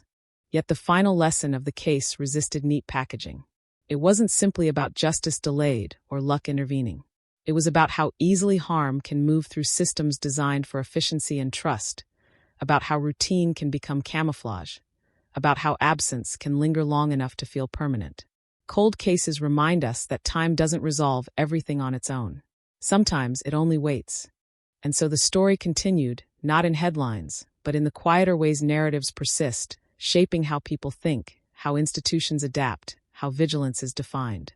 The files were closed. The sentence was set. But the echo remained a low, steady presence, carrying forward the understanding that answers can arrive long after they're expected. And when they do, they reshape not just the past, but the present, leaving behind a knowledge that can't be unlearned. Even after the case settled into legal finality, investigators found themselves circling back to a quieter question, not whether justice had been served, but how many moments like this one had slipped through unnoticed elsewhere. Cold cases have a way of turning inward, forcing systems to interrogate themselves, to ask what patterns were missed, what signals were discounted, what assumptions hardened too quickly into conclusions. This case, solved by a traffic stop so ordinary it barely registered at the time, became a mirror held up to procedure itself. Analysts began mapping the suspect's travel history beyond Texas, overlaying routes, dates, and unsolved reports from other states. The exercise wasn't accusatory, it was precautionary, a recognition that mobility had been central to his invisibility. Highways don't belong to any one jurisdiction, and that fragmentation can become a shield. Investigators reached out quietly, sharing information, comparing notes, looking for overlaps that might suggest more stories waiting to surface. Some inquiries led nowhere. Others remained unresolved, suspended between suspicion and proof, reminders that solving one cold case doesn't automatically thaw the rest. For officers involved in the traffic stop, the aftermath brought an unexpected weight. Praise came first, commendations, interviews, the framing of a momentary decision as pivotal. But behind the recognition was a subtler realization that the line between routine and extraordinary had been thinner than anyone likes to admit. They spoke privately about the responsibility that awareness carried, about how knowing this outcome would color every future stop, every hesitation, every instinctive pause. Cold cases solved by chance leave behind a heightened sense of vigilance that doesn't switch off easily. In community discussions, that tension surfaced too. Residents expressed gratitude, but also unease, grappling with the idea that safety had depended on coincidence as much as design. Some asked whether systems should rely less on luck, more on structure, more on data sharing, more on resources devoted to unresolved cases before years accumulate. Others worried about the balance between scrutiny and freedom, about how many ordinary people might feel that same flash of unease during a traffic stop, knowing what had been uncovered in this one.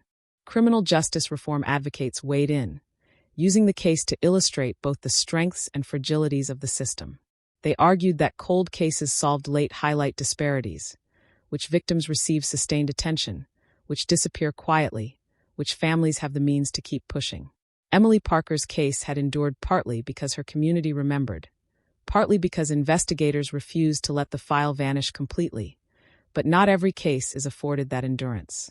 The discussion grew broader, less about one crime and more about patterns of memory and neglect. Forensic experts revisited the physical evidence, not because they doubted the verdict, but to extract lessons.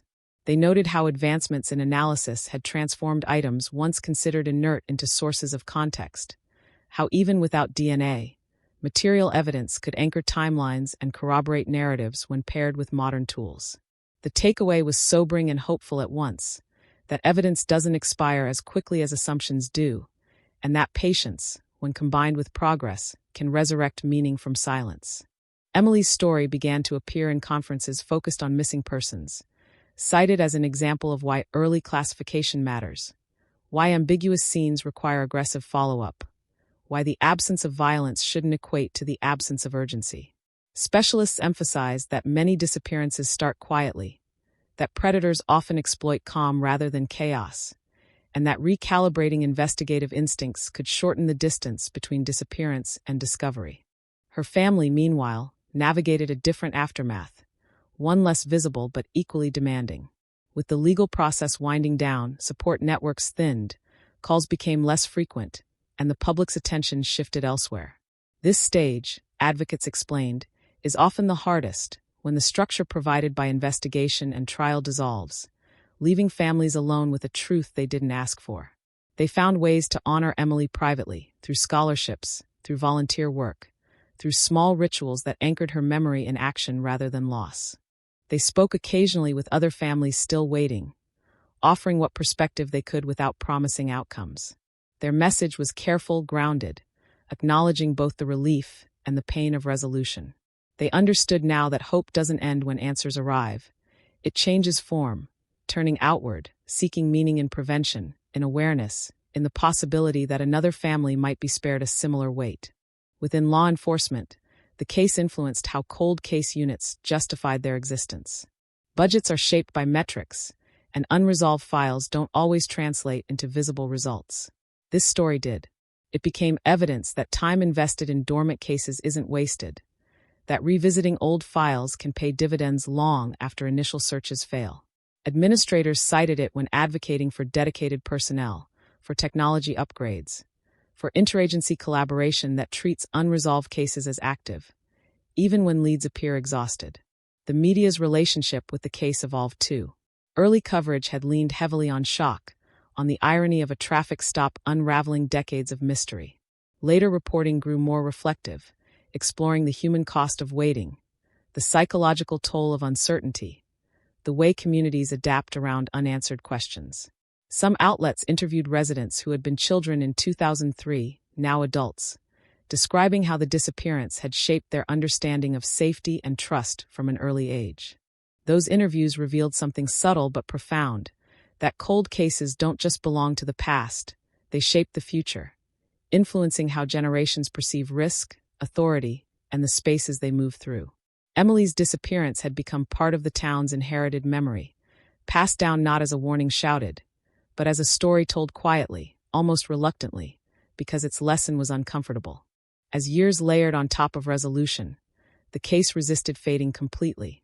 It surfaced in conversations whenever another missing person alert flashed across phones, whenever another cold case made headlines, whenever routine brushed against danger in ways that felt too familiar. The phrase Texas 2003 cold case solved remained a touchstone, shorthand for patience rewarded and for the unsettling reminder that answers can hide in plain sight. And still, beneath all the analysis and reflection, the core truth remained unchanged. A woman had vanished on a road she knew, trusting a moment that looked safe, and the consequences of that trust had rippled outward for decades. Solving the case had restored a narrative, but it hadn't softened its impact. If anything, it sharpened it, stripping away the abstraction that time can create and replacing it with clarity. Cold cases solved late force us to confront the fragility of certainty. They show how systems depend on vigilance, how communities rely on memory, how justice can hinge on moments so ordinary they're almost invisible. This case had crossed the threshold from mystery to history, but its meaning was still unfolding, carried forward by everyone who heard it and quietly adjusted how they moved through the world because of it. As the years following the conviction accumulated, the case settled into a kind of uneasy permanence, no longer an active wound, but not a closed chapter either, existing in the background of conversations about trust, about vigilance, about the thin margins that separate safety from catastrophe. Cold cases solved late don't fade the way recent tragedies do. They age differently, becoming reference points rather than memories, shaping how people interpret the present through the lens of a past that refused to stay buried. Criminologists studying the case focused on the offender's ability to exploit social scripts, the unspoken rules that govern roadside interactions, politeness, compliance, the assumption that assistance offered is genuine. Those scripts are powerful because they're efficient. They allow society to function without constant suspicion. In this case, they had been weaponized. The offender hadn't forced his way into Emily Parker's life. He'd been invited by expectation, by the shared understanding that stopping to help, or accept help, was normal, even virtuous. That realization unsettled experts and laypeople alike, because it suggested that prevention isn't always about identifying obvious threats, but about recognizing how normal behavior can be manipulated. Training programs began incorporating scenarios that challenged assumptions, teaching officers and civilians to notice incongruities, to question situations that feel almost right but not quite. The goal wasn't paranoia, but awareness, a recalibration of instinct rather than its suppression. In the town itself, that recalibration manifested quietly. Parents taught their teenagers different rules than they had learned, about stopping at night, about accepting help, about trusting gut feelings over social expectations. Those conversations were uncomfortable, tinged with the knowledge that they were shaped by loss, but they happened anyway, woven into everyday life as a kind of inherited caution. The case also influenced how missing person reports were received locally. Officers described a shift in tone, a willingness to treat ambiguous disappearances with more urgency, to ask harder questions earlier, to resist the temptation to wait for clearer signs of trouble. Emily's case had demonstrated how delay compounds, how the absence of early momentum can stretch into years of uncertainty. That lesson, once abstract, had become tangible. For journalists, the story became a touchstone in discussions about ethical coverage. Early reporting in 2003 had been cautious, constrained by limited information, but as the years passed, the absence of updates had created a vacuum filled by speculation. After the case was solved, media organizations reassessed how they cover unresolved crimes, balancing the need to keep stories alive against the risk of sensationalism. Emily's story became an example of why restraint matters, and why persistence does too. Academics examining the psychology of waiting found in this case a clear illustration of ambiguous loss, a state where grief has no endpoint because reality remains uncertain. They cited Emily's family as an example of how people adapt to that state, developing parallel lives, one anchored in hope, the other in preparation for the worst. Resolution, when it finally arrived, collapsed those parallel tracks into one, forcing a reckoning that was both clarifying and destabilizing. That collapse rippled outward. Friends who had held onto different versions of Emily, alive somewhere, gone but undiscovered, suddenly had to align their memories with a single narrative. That alignment was painful, requiring the abandonment of imagined futures in favor of a fixed past. Cold cases solved late don't just answer questions, they erase possibilities, and that erasure can feel like a second loss. Within law enforcement culture, the case reinforced the importance of institutional memory. Detectives who had worked the file early in their careers shared insights with younger colleagues, emphasizing details that had seemed insignificant at the time. The file itself became a teaching tool, not because it showcased flawless work, but because it documented uncertainty honestly, showing how investigations evolve, how conclusions shift, how patience intersects with humility.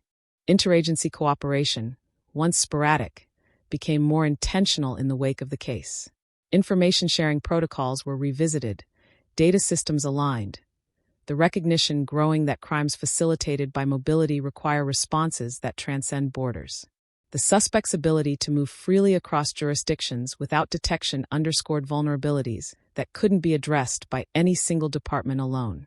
Emily Parker's name began to appear in a different context too, attached to advocacy efforts focused on roadside safety and missing persons awareness. Campaigns emphasized strategies for seeking help safely, using well-lit areas, contacting authorities directly, trusting intuition even when it feels impolite. These messages didn't promise absolute protection, but they acknowledged risk honestly, empowering individuals with options rather than fear. For those who had lived in the town through 2003, the case served as a quiet divider between before and after. Memories of that summer carried an added layer now, colored by knowledge that hadn't been available then. People revisited their own routines from that time, wondering how close they'd come to intersecting with the same danger, how many ordinary moments had brushed past something catastrophic without noticing. The offender's incarceration brought its own set of questions, discussed less publicly but no less intensely. How does someone maintain a double life for so long? How does routine mask harm so effectively? How many warning signs were missed because they didn't fit the expected profile? These questions lingered not to excuse, but to understand, to reduce the odds of repetition. In reflective essays and long-form reporting, writers returned to the image of the roadside scene. A car stopped, lights blinking, nothing obviously wrong. That image became emblematic of the case's central tension, the contrast between appearance and reality, between what looks safe and what is. It resonated because it was familiar, because nearly everyone had been in a similar situation, trusting that familiarity would protect them. As the case continued to influence thought and policy, it also reshaped how cold cases themselves were perceived. They were no longer framed solely as failures or mysteries, but as reservoirs of unfinished work, holding potential that could be unlocked by time, technology, or chance. Emily's story reinforced that perspective, demonstrating that even decades-old questions can still exert force on the present. And through all of this, the emotional core of the case remained unchanged. A life had been interrupted. A family had waited. A community had carried uncertainty for years. Solving the case had provided structure, but it hadn't softened the fundamental loss. That loss continued to anchor the story, preventing it from drifting into abstraction or myth. Cold cases solved late occupy a strange space, neither fresh nor forgotten, and this one had settled there, influencing how people thought, how systems adjusted, how trust was negotiated. Its impact was diffuse but persistent, a reminder that the past doesn't stay in the past simply because we want it to, and that sometimes the most powerful consequences of a crime emerge long after the headlines fade, reshaping the world quietly, one assumption at a time. With distance from the trial came a deeper, more uncomfortable examination of responsibility, not legal, but collective, the kind that doesn't fit neatly into verdicts or sentencing orders. Cold cases solved late tend to provoke that reckoning, forcing communities to look beyond the offender and ask how environments, habits, and assumptions can quietly conspire to make harm possible. In this case, the question lingered in the air long after the courtroom emptied. How many moments of unquestioned normalcy had paved the way for 20 years of silence? Sociologists studying the aftermath noted how quickly routine reasserts itself, even after profound disruption. People returned to work, to commutes, to late-night drives, but something subtle had shifted beneath those repetitions. There was a new awareness of thresholds, of moments where a choice might branch towards safety or risk. That awareness didn't announce itself loudly. It surfaced in hesitation, in second glances, in decisions to make a call instead of pulling over. The case had rewired instincts, not dramatically but persistently. Local law enforcement tracked changes too. Reports of suspicious roadside activity increased, not because danger had suddenly multiplied, but because attention had. Officers found themselves responding to calls that might once have been dismissed or ignored, drivers unsure, uneasy, choosing caution. It strained resources at times, but it also reinforced a lesson the case had taught painfully: that uncertainty deserves space, that it's better to investigate 10 benign situations than to overlook one critical moment. The cold case unit responsible for reopening Emily Parker's file began documenting its process in detail, aware that the story's value extended beyond its resolution. They cataloged decision points, moments where intuition had prompted review, where persistence had outweighed fatigue. This internal record wasn't about praise, it was about transfer, ensuring that lessons learned wouldn't vanish with retirements or reassignments. Cold cases, after all, outlast people, and the knowledge gained from them must outlast individuals too. In broader criminal justice circles, the case fueled discussion about data longevity, how information once considered marginal can gain relevance years later. Advocates argued for preserving records more meticulously, for resisting the impulse to purge or compress archives simply because a case had gone quiet. Emily's story illustrated how yesterday's footnotes can become today's breakthroughs when context shifts. Families of other missing persons watched closely as well. Support groups referenced the case not as a promise, but as a reminder that persistence can matter even when it feels futile. They spoke about managing expectations, about balancing hope with realism, about surviving the long middle years when attention fades and answers remain distant. For them, the case wasn't inspirational in a simplistic sense, it was complicated, showing both the possibility of resolution and the cost of waiting. Emily's parents became quieter figures in these spaces, offering perspective without spectacle. They spoke about the endurance required to keep living in the absence of certainty, about the way time stretches differently when every day carries the weight of unanswered questions. They didn't frame the outcome as triumph. They framed it as arrival, the end of a journey they never chose to take.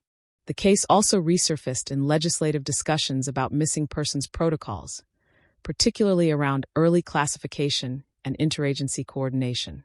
Lawmakers cited it when arguing for standardized approaches to ambiguous disappearances, cases that fall between categories and risk being deprioritized. The emphasis wasn't on blame, but on structure, on building systems resilient enough to respond even when evidence is scarce and urgency feels subjective. In media retrospectives, journalists returned to the night Emily disappeared, reconstructing it with the clarity that hindsight provides. They described the temperature, the traffic patterns, the way the road curved just enough to hide a stopped vehicle from passing drivers. These reconstructions weren't meant to sensationalize, but to contextualize, to show how easily a moment can slip past collective awareness without leaving a ripple. That emphasis on context resonated with audiences, because it reinforced a truth many find unsettling: that extraordinary harm can unfold within entirely ordinary frames. The case didn't involve exotic locations or elaborate schemes. It unfolded along a road people used every day, in a scenario people had experienced countless times. That ordinariness was part of its power and part of its warning. Psychologists writing about the case focused on the long-term effects of delayed resolution on communities. They noted how uncertainty can become normalized, how people adapt to not knowing, building narratives that allow life to continue. When certainty finally arrives, it disrupts those narratives, forcing recalibration. That disruption can be healing, but it can also reopen wounds thought to have scarred over. Emily's town experienced both, relief braided tightly with renewed grief. As anniversaries passed, commemorations shifted in tone. Early vigils had been marked by pleading, by hope, by the language of return. Later gatherings spoke of remembrance, of acknowledgement, of presence rather than absence. The evolution reflected a broader transformation, from waiting to remembering, from searching to honoring. Cold cases solved late don't erase the years of waiting, but they do reframe them. The offender's story, by contrast, receded steadily from view. Appeals exhausted, his name appeared less frequently, mentioned mostly in procedural updates or analytical contexts. This gradual fading was intentional, a collective decision to center the narrative on the victim rather than the crime, on impact rather than infamy. The case's legacy, many agreed, shouldn't belong to the person who caused harm, but to the lessons drawn from confronting it. Educational programs incorporated those lessons, using the case to illustrate how vigilance can coexist with normalcy, how awareness need not paralyze. Students discussed ethical dilemmas, the balance between suspicion and trust, the ways social norms shape behavior in moments of uncertainty. Emily's story provided a concrete anchor for these abstract discussions, grounding theory in lived consequence. As time continued its steady advance, the case took on a quieter role, less a headline, more a reference, invoked when conversations turned to unresolved disappearances, to the possibility of answers emerging unexpectedly. It reminded people that closure isn't always timely, but it is sometimes possible, and that possibility, however fragile, can sustain efforts long after momentum fades. At its core, the case remained what it had always been, a collision between routine and violence, between trust and exploitation, between time and accountability. Solving it had illuminated those tensions without resolving them entirely. They persisted, shaping attitudes, policies, and personal choices in subtle ways. Cold cases solved late don't end stories. They extend them, allowing their influence to ripple forward long after the facts are settled. Emily Parker's story had crossed that threshold, moving from mystery into memory, from absence into narrative, carrying with it the enduring reminder that the most ordinary moments can conceal profound consequence, and that understanding often arrives not when it's needed most, but when we're finally ready to face it. The final stage of the case unfolded not with drama, but with a strange stillness, the kind that settles in after every loud question has already been answered. Once the sentence was handed down and the appeals calendar set, attention drifted away. Yet for those closest to the case, this was when its weight felt heaviest. There were no more updates to wait for, no revelations left to uncover, only the slow work of integrating truth into lives long shaped by uncertainty. Investigators described this phase as the hardest to articulate. Solving a cold case brings professional satisfaction, but it also forces confrontation with time itself, with the years that cannot be restored. Detectives who had inherited the file late in their careers spoke openly about frustration, not at the outcome, but at the distance between crime and accountability. Justice, when delayed, arrives altered, intact in form, but changed in texture. Emily Parker's story became a case study in that altered justice. Criminology courses dissected the timeline, noting how incremental decisions compounded, how early ambiguities hardened into long-term silence. Students were asked not just what went wrong, but how easily similar paths could repeat. The lesson wasn't about blame. It was about awareness, about recognizing how systems drift when urgency fades. Her hometown adjusted in quieter ways. The stretch of road where she vanished was repaved, its shoulder widened, signage improved. Officially, these were routine infrastructure upgrades, but locals understood the subtext. It was an attempt, however symbolic, to reshape a space that had absorbed too much meaning. Yet no amount of asphalt could fully overwrite memory. The road remained a reference point, a line on the map that carried more history than its miles suggested. In private moments, Emily's friends revisited memories they had long held at arm's length. Details once dismissed as trivial now felt newly charged, conversations replayed with altered emphasis. Psychologists call this retrospective reconstruction, the mind's attempt to reconcile past experience with present knowledge. It can be exhausting, even destabilizing, but it is also a form of processing, a way of making room for truth without being consumed by it. The case also shifted how people talked about chance. The routine traffic stop that exposed the killer was discussed endlessly, sometimes framed as fate, sometimes as coincidence. But investigators resisted both narratives. They emphasized procedure, the accumulation of small, correct actions rather than miraculous intervention. In doing so, they reframed the ending not as luck, but as persistence finally intersecting with opportunity. Media coverage dwindled to occasional anniversary pieces, their tone noticeably restrained. Headlines gave way to long-form reflections, exploring impact rather than incident. Editors seemed to understand that the story no longer needed urgency to command attention. Its power lay in what it revealed about time, about patience, about the cost of waiting. In advocacy circles, Emily's name joined a longer list, invoked when arguing for sustained funding for cold case units and victim support services. Her story illustrated why these resources matter, not just for resolution, but for continuity. Families navigating long-term uncertainty need structures that don't expire with headlines, systems designed to endure boredom as much as crisis. The offender's silence continued, broken only by required legal filings. There were no public statements, no attempts at reinterpretation. This absence of narrative felt appropriate to many, a quiet contrast to the years when speculation had filled the void. The case no longer needed a voice from the perpetrator to be complete. As seasons turned, the community found equilibrium. Not closure, a word too final, but balance. The past remained present, but no longer dominated every conversation.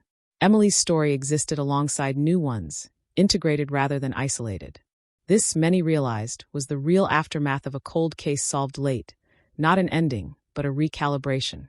Looking back, investigators often return to a single thought, that answers do not always arrive on our schedule, but they still matter when they come. The truth, even delayed, alters how stories are told, how lessons are learned, how vigilance is practiced. Emily Parker's case had done exactly that, reshaping understanding long after the danger itself had passed. And so the cold case, once defined by absence, settled into a different role, a marker of what patience can uncover and what time cannot erase. Its resolution did not undo loss, but it transformed uncertainty into knowledge, and knowledge, however heavy, proved easier to carry than the endless weight of not knowing. By the time the case reached its 10th movement, the story no longer belonged to investigators or headlines. It lived in the quieter spaces, in the habits people formed after the noise faded. In the sheriff's office, the file was archived, its spine stamped and shelved, yet no one walked past it without a glance. It had become a reference point, a reminder embedded in the building itself, proof that patience could outlast complacency, that details left untouched long enough could still speak when finally disturbed. Detectives who had worked the case began to notice subtle changes in how they approached new ones. Traffic stops were conducted with an added attentiveness. Interviews carried an extra beat of silence at the end of questions, as if waiting for something unsaid to surface. Training manuals were updated, not with Emily Parker's name in bold, but with footnotes that echoed her story, emphasizing consistency, documentation, follow-through. The case had quietly rewritten procedure. For Emily's family, time behaved differently. The calendar moved forward, but certain days remained fixed, dates that pulled them backward without warning. They learned to navigate these moments with practiced restraint, acknowledging the pull without surrendering to it. Grief counselors described this as adaptive mourning, a way of living alongside loss rather than attempting to eliminate it. The solution of the case had not erased sorrow, it had simply changed its shape. Public memory proved more fragile. New scandals emerged, new tragedies demanded attention, and the phrase Texas 2003 cold case slipped from everyday conversation. Yet beneath that surface forgetfulness, the story persisted in institutional memory, in case law citations, in lectures delivered to rooms of young officers who listened with the distant intensity of those who believe time will always favor them. The case taught otherwise. One detail continued to haunt investigators: how ordinary the unraveling had been. No dramatic confession, no chase, no final clue hidden in a forgotten drawer. Just a stop on the side of a road, a procedural pause that revealed what years of focused inquiry had not. This ordinariness unsettled them. It suggested that the line between the solved and unsolved was thinner than anyone liked to admit, that outcomes often hinged on moments too small to dramatize. In academic circles, the case sparked renewed discussion about randomness versus design in criminal justice. Was the stop inevitable, the product of systemic pressure applied long enough, or was it merely chance? The consensus leaned toward a hybrid explanation, an acknowledgement that systems create conditions, but outcomes still depend on human presence at precise intersections of time and place.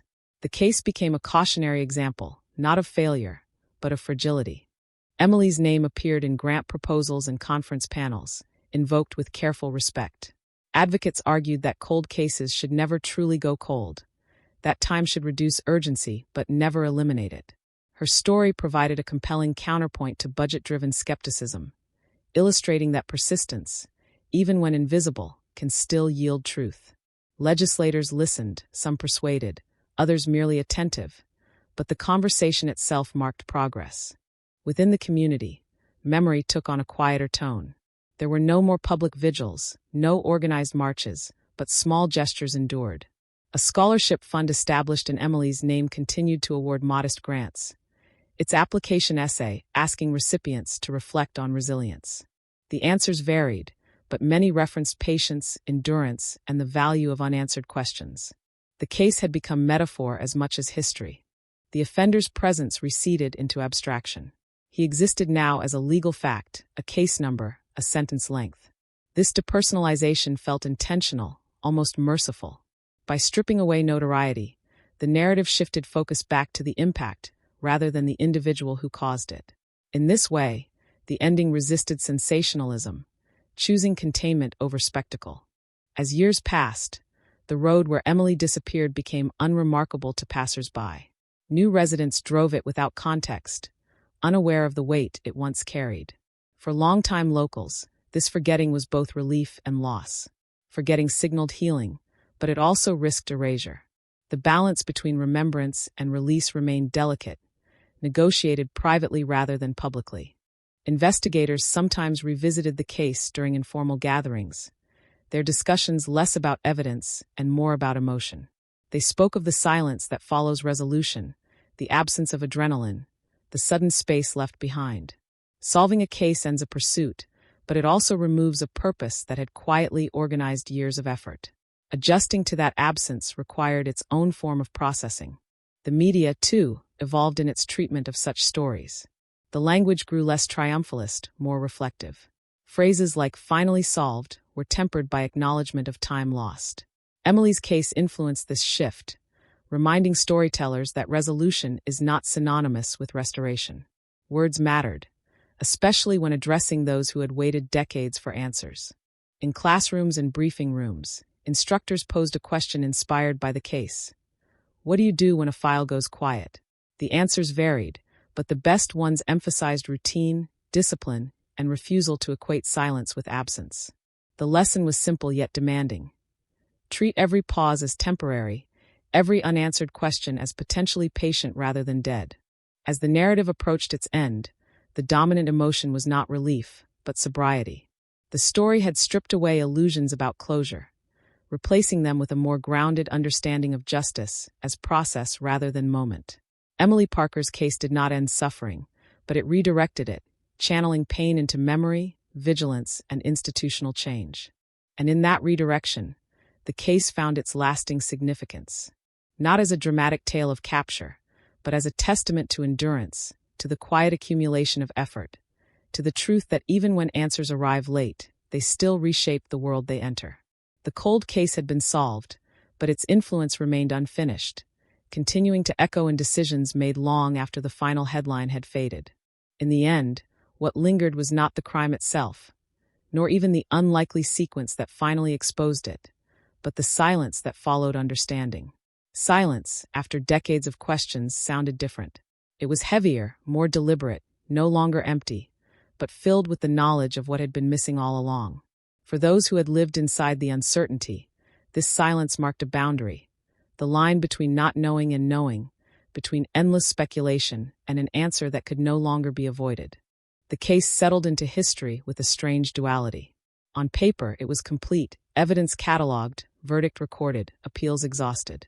In lived experience, it remained active, resurfacing in unexpected ways. A documentary clip replayed late at night. A lecture referencing a familiar year and place. A traffic stop on a lonely highway that triggered a moment of pause. Resolution had closed the file, but it had not sealed the memory. Emily Parker's name endured not through constant repetition, but through quiet incorporation. It appeared in acknowledgments, in footnotes, in the institutional DNA of departments that had learned from her absence. Officers trained years later absorbed lessons shaped by a case they had never worked, unaware that their caution, their patience, their insistence on procedure had roots in a girl who vanished when they were still children themselves. For her family, life continued in measured steps. They spoke of her in present tense more often now, not as denial, but as recognition. Knowing what happened allowed them to reclaim her from the limbo of uncertainty. She was no longer a question mark, no longer suspended between possibilities. She was a person whose story, though incomplete, had a definable arc. This knowledge, painful as it was, offered a form of stability. The the community learned to live with a resolved past that still shaped its identity. New residents were told the story occasionally, not as a warning, but as context. It explained certain habits, certain instincts, a collective attentiveness that seemed disproportionate until its origins were understood. The town carried the case the way a body carries a scar, evidence of injury, but also of survival. In professional circles, the case became shorthand. Mentioning it conveyed an entire philosophy. Never assume irrelevance, never underestimate routine, never surrender curiosity. It reminded investigators that their most unremarkable days could intersect with truths long buried. That vigilance was not dramatic, but disciplined. That justice often advanced not in leaps, but in inches. The idea of closure was reconsidered, softened, reframed. Those closest to the case rejected the notion of a definitive ending.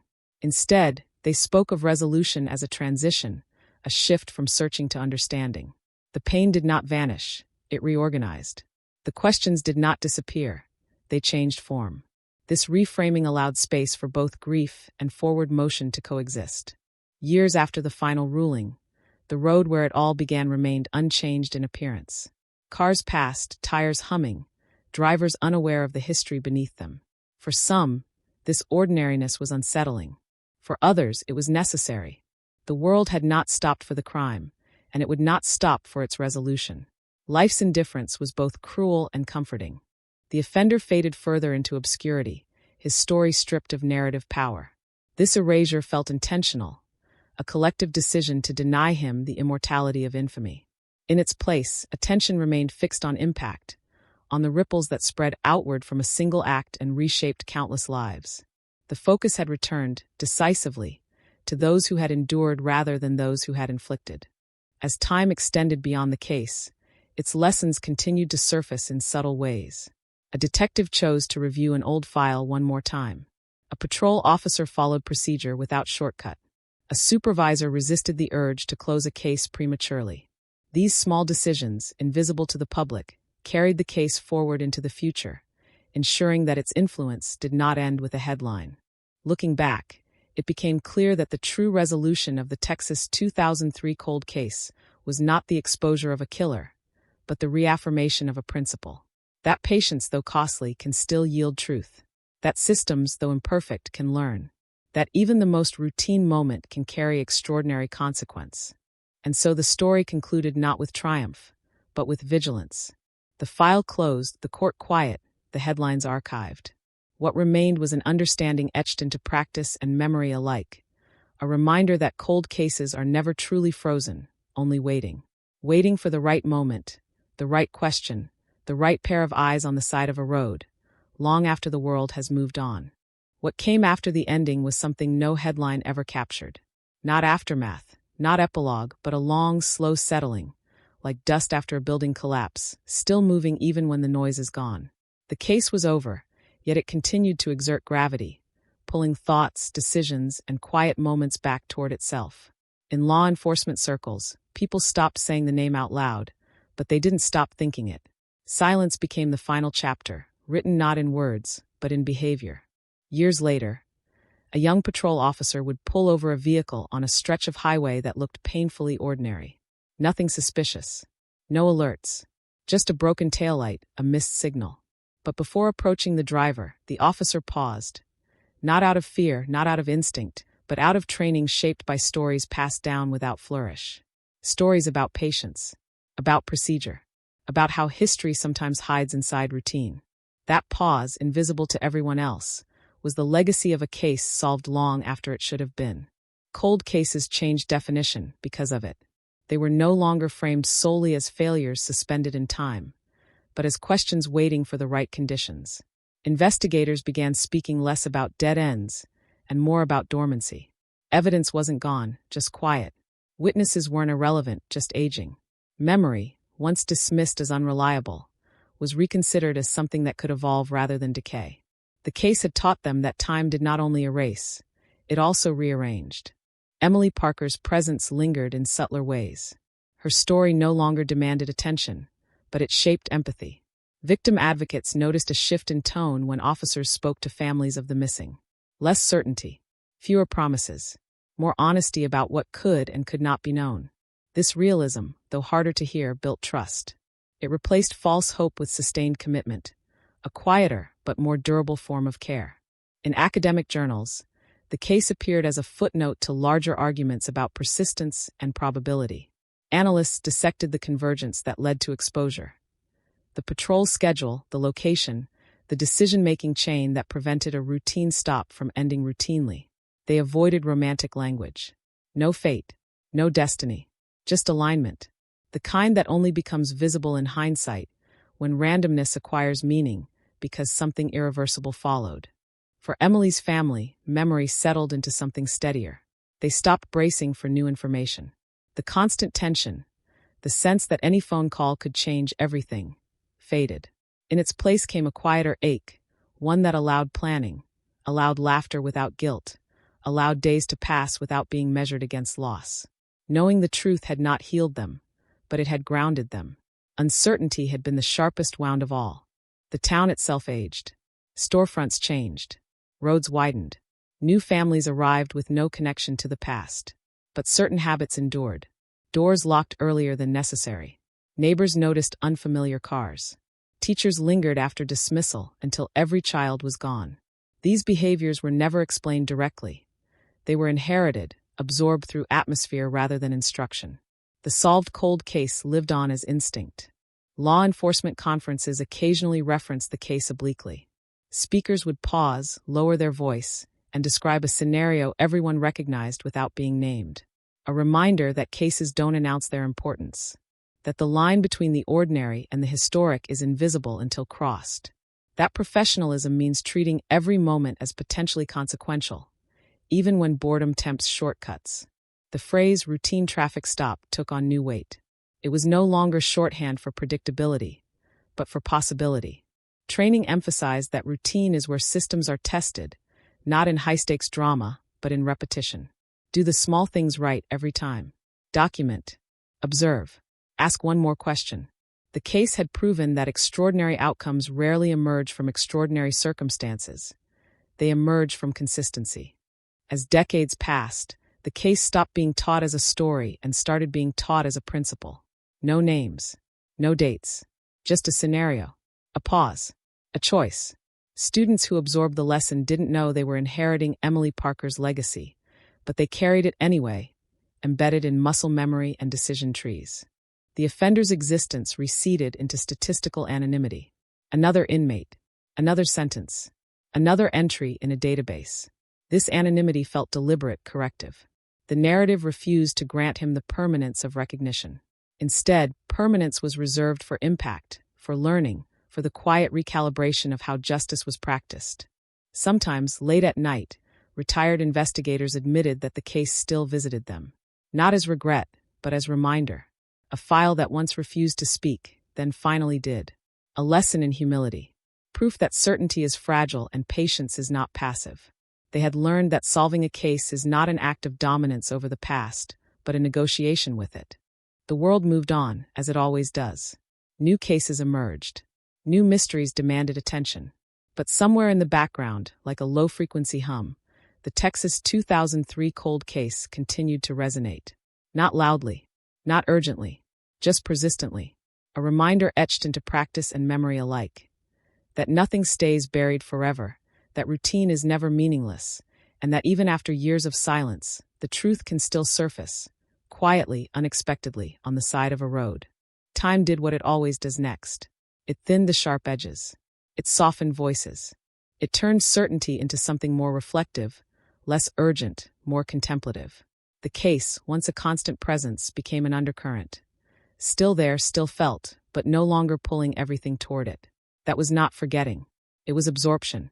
The story had finally found its place inside the larger flow of lived experience. In retirement, some of the original investigators found themselves returning to the case without intending to. A news clip stumbled upon while channel surfing. A question from a grandchild about what police work was really like. They spoke less about danger and more about waiting, about unanswered phones, about files that refused to resolve no matter how carefully they were handled. They explained that real investigations were rarely dramatic, that the hardest part was continuing when nothing seemed to change. Emily Parker's name appeared less often now, but when it did, it carried weight. Not shock, not urgency. Weight. It anchored discussions about ethical responsibility, about what it means to hold someone's story in trust for years without knowing how it will end. Advocates spoke of stewardship rather than heroism. The case reinforced the idea that investigators don't own outcomes, they guard possibilities. The town reached a generational turning point. Teenagers who had not been born when Emily disappeared learned about the case as local history, something mentioned briefly in school, framed carefully by teachers who emphasized empathy over fear.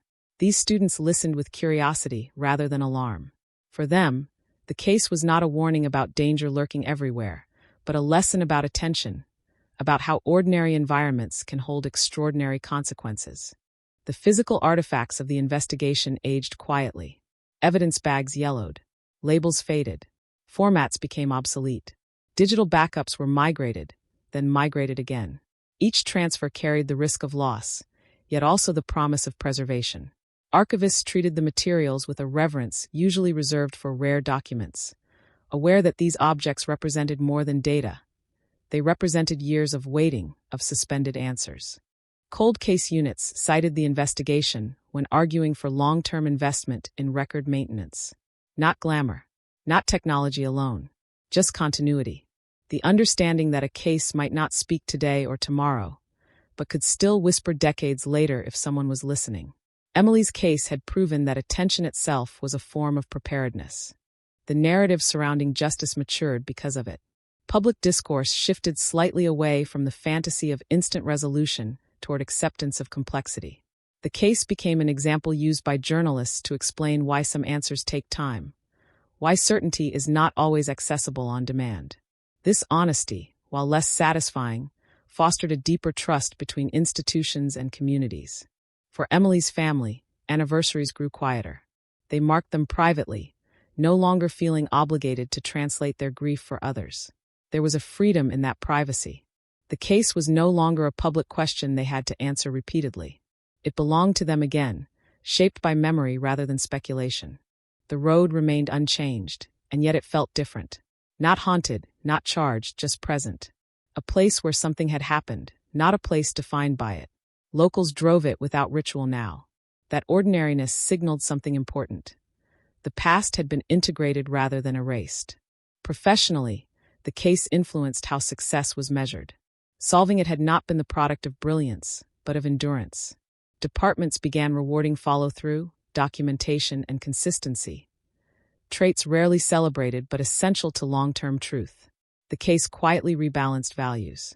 Late one evening, at a conference nearly 2 decades after the disappearance, a speaker closed a presentation with a simple observation.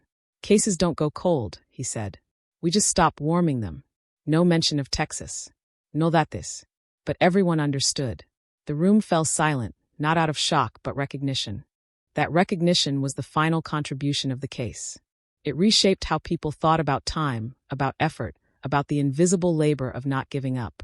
It demonstrated that resolution does not arrive with fireworks, but with alignment of preparation, opportunity, and restraint. The Texas 2003 cold case no longer demanded attention.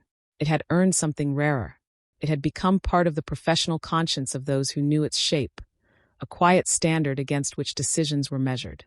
And in that way, long after the headlines stopped, it continued to work, silently, persistently, reminding anyone willing to listen that patience is not absence, and waiting is not the same as surrender. What remained, after all the reflection and reordering, was a changed sense of vigilance. Not the sharp, anxious kind fueled by fear, but a steadier awareness that settled into routine. Officers spoke about it without naming it, describing a feeling that accompanied them on quiet shifts, a reminder that significance rarely announces itself. The case had trained them to respect the mundane, to recognize that history often moves through ordinary moments unnoticed until it's too late to rewind them. In court records and internal reviews, the language surrounding the case grew increasingly restrained. Early descriptions were dense with detail, later ones pared down to essentials. This wasn't indifference, it was refinement. The narrative had shed excess, leaving behind only what mattered. Facts, decisions, consequences. The story no longer needed embellishment to be understood. Emily Parker's absence became less of a wound and more of a presence. Her life, though brief, exerted influence far beyond its years. Scholarships funded careers she would never witness. Policy changes protected people she would never meet. Her story joined a lineage of cases that quietly redirected systems, proving that impact is not always proportional to time lived, but to attention received. Within law enforcement families, the case filtered into dinner table conversations, framed as lessons rather than warnings. Parents spoke to children about patience, about listening, about doing things carefully even when no one seemed to be watching. The case had become parable, stripped of spectacle, grounded in ethics. The idea of luck continued to surface, and continued to be challenged. Those closest to the investigation resisted it most strongly. They pointed instead to preparation meeting opportunity, to discipline intersecting with chance. Luck, they argued, favors systems that don't abandon questions simply because answers are delayed. The routine traffic stop was not miraculous. It was possible because everything around it had been maintained. As new technologies emerged, the case was revisited again, not to reopen it, but to test assumptions. Could it have been solved earlier with better tools? Possibly. But the more important question was whether those tools would have mattered without persistence. Technology accelerates discovery, but only when curiosity remains alive. Emily's case underscored that truth. In community meetings years later, when discussions turned to safety, someone would eventually reference the case. Not to instill fear, but to argue for presence, for knowing neighbors, for noticing patterns, for understanding that safety is not an abstract concept, but a series of small, collective decisions. The case had moved from tragedy to touchstone. The offender's anonymity held. His name faded from public use, replaced by the outcome rather than the individual. This was intentional, almost ceremonial. It marked a choice about what deserved to endure. The community decided that memory should serve prevention, not notoriety. Retired investigators described a peculiar feeling when passing the old evidence room, even years after leaving the job. A sense of completion mixed with humility.